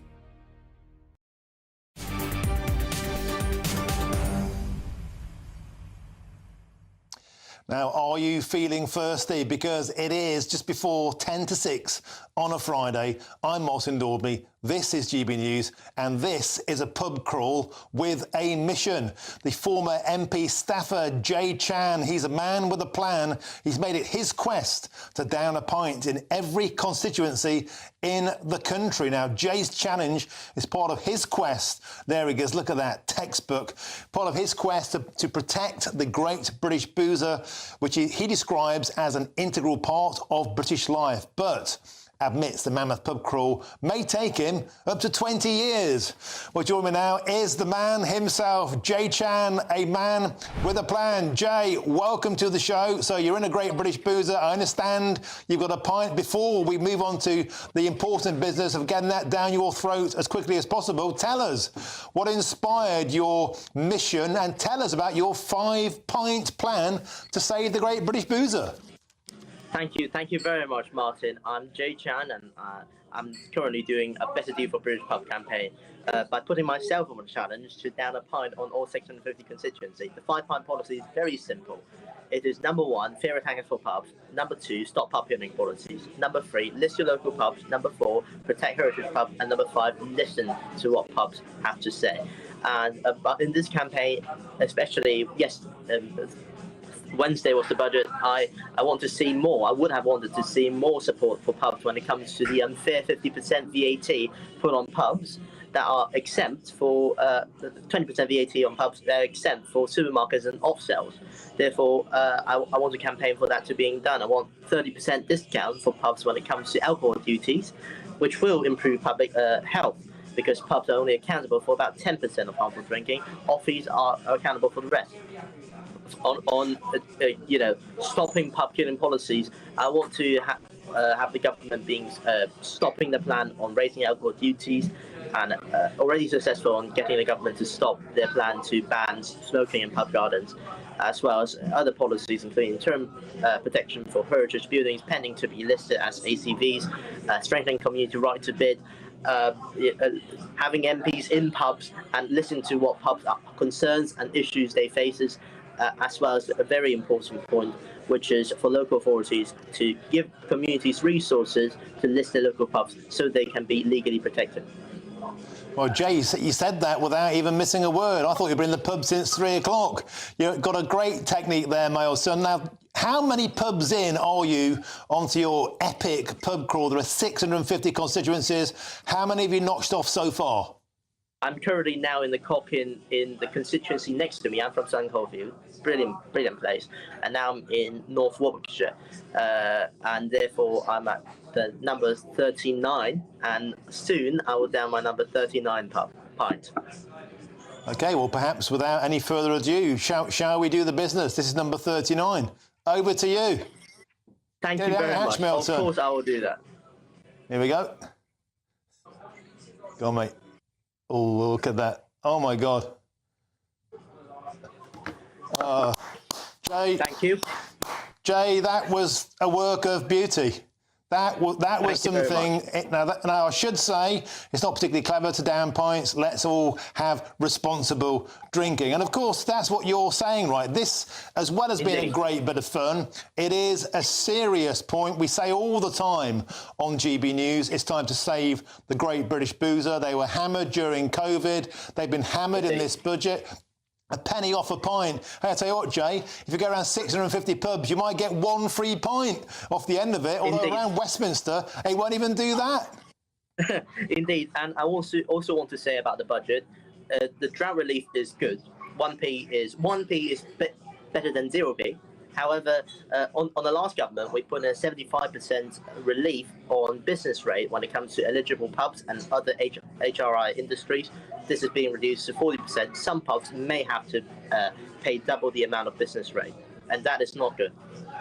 Also, they reversed the freeze on alcohol duty, which will, as the BBPA warned, that it will reduce sales and harm pubs. More pubs may have to close down because of these two policies, and I also believe they are not great.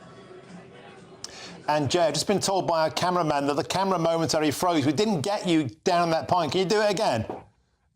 Just joking, mate. That was just a little joke. Jay, you're having great. You're having great fun out there. It's a great mission. We need to do much more to support the Great British Boozer. You're great fun. You're a man with a plan. Jay Chan, thank you very much for joining us on this Friday afternoon. You might know you go. Stay safe out there. All the best to Jay Chan. Have a nice evening. And just to repeat again, it's not necessarily sensible to neck pints like that. But look, it is fun.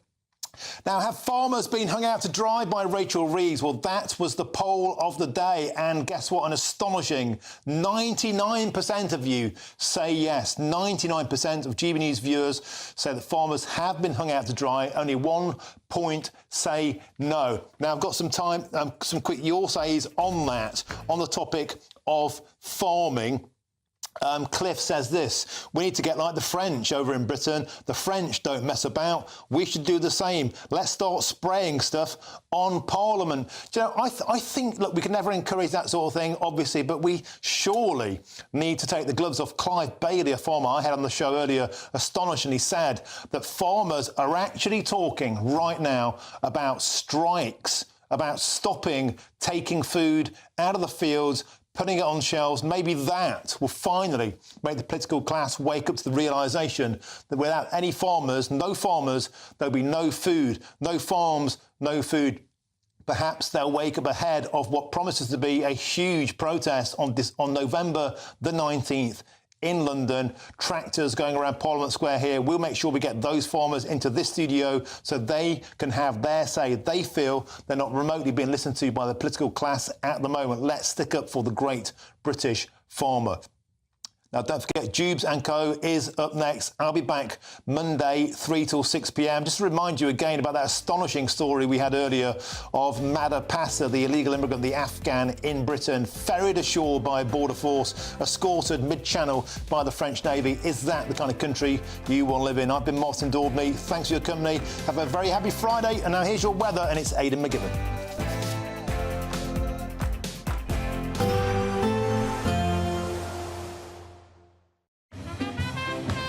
There will be a light breeze in the morning, leading to a warm front.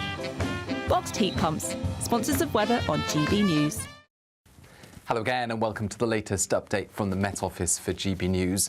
A lot of cloud covers the UK today. It's damp in some places. Some brightness coming through for others, but that's in short supply, certainly compared with yesterday's brighter skies across southern parts and northeastern parts. We've got a weak front sinking south across Scotland. It's slowing down and it's going to bring some drizzly outbreaks of rain to Fife, Perth, Edinburgh as we end the day. A lot of low cloud associated with this as well. A few breaks further south and more especially for Shetland and Orkney for a time, but they tend to fill in overnight. So a grey start to Saturday. Mild for most, 11 or 12 Celsius. Chilly for Shetland, 1 or 2 degrees during Saturday morning. That's where the brightest skies will be in the very early morning period. But it is turning increasingly cloudy here as a band of drizzly rain moves through Orkney and heads northeastwards. And again, we've got some drizzly outbreaks of rain for western and southern Scotland, a lot of hill fog. Likewise for northern England, cloud covering the hills, giving a misty feel to the weather first thing. Outbreaks of very light, showery rain moving into the southeast corner for a time, but it is expected to turn brighter for East Anglia and the southeast by the end of Saturday. And we'll also see some cloud breaks towards North Wales and, more reliably, northeast Scotland, especially northeastern parts for Aberdeenshire. Nevertheless, for most it's another cloudy day with temperatures of 13 or 14 Celsius in the south, 11 or 12 further north. Then into Saturday evening, you can see some more extensive cloud breaks arriving into East Anglia and the southeast for a time. That's because of some slightly drier air that's arriving from the near continent, and increasingly over the next few days we will see some sunshine develop. A nice bright morning will generate a lovely warm day, right through to the evening. Boxed Solar, sponsors of weather on GB News. The latest GB News travel. Good evening, I'm Johnny Ratner. The M55 in Lancashire is blocked eastbound at junction 1 at Fulwood, just north of Preston, of course, at the scene of an accident. There are long queues heading north up the M5 through the West Midlands tonight. The motorway's down to a single lane on that 3-lane stretch from junction 3 to 2 between the Birmingham and Dudley exits. Recovery works underway after a lorry caught fire where the entry slip road is still closed off at junction 3. Right on the Cambridgeshire-Lincolnshire border, the A1, the Great North Road, closed southbound Wansford to Peterborough after a lorry overturned that was involved in an accident just south of Stamford. Long queues back onto the A47 naturally. And the M3 in Surrey is blocked northbound from junction 3 to 2 heading towards London towards the M25. A car and a van have been involved in an accident causing long queues. And that's the latest. You can stay up to date throughout the day by visiting our website, gbnews.com.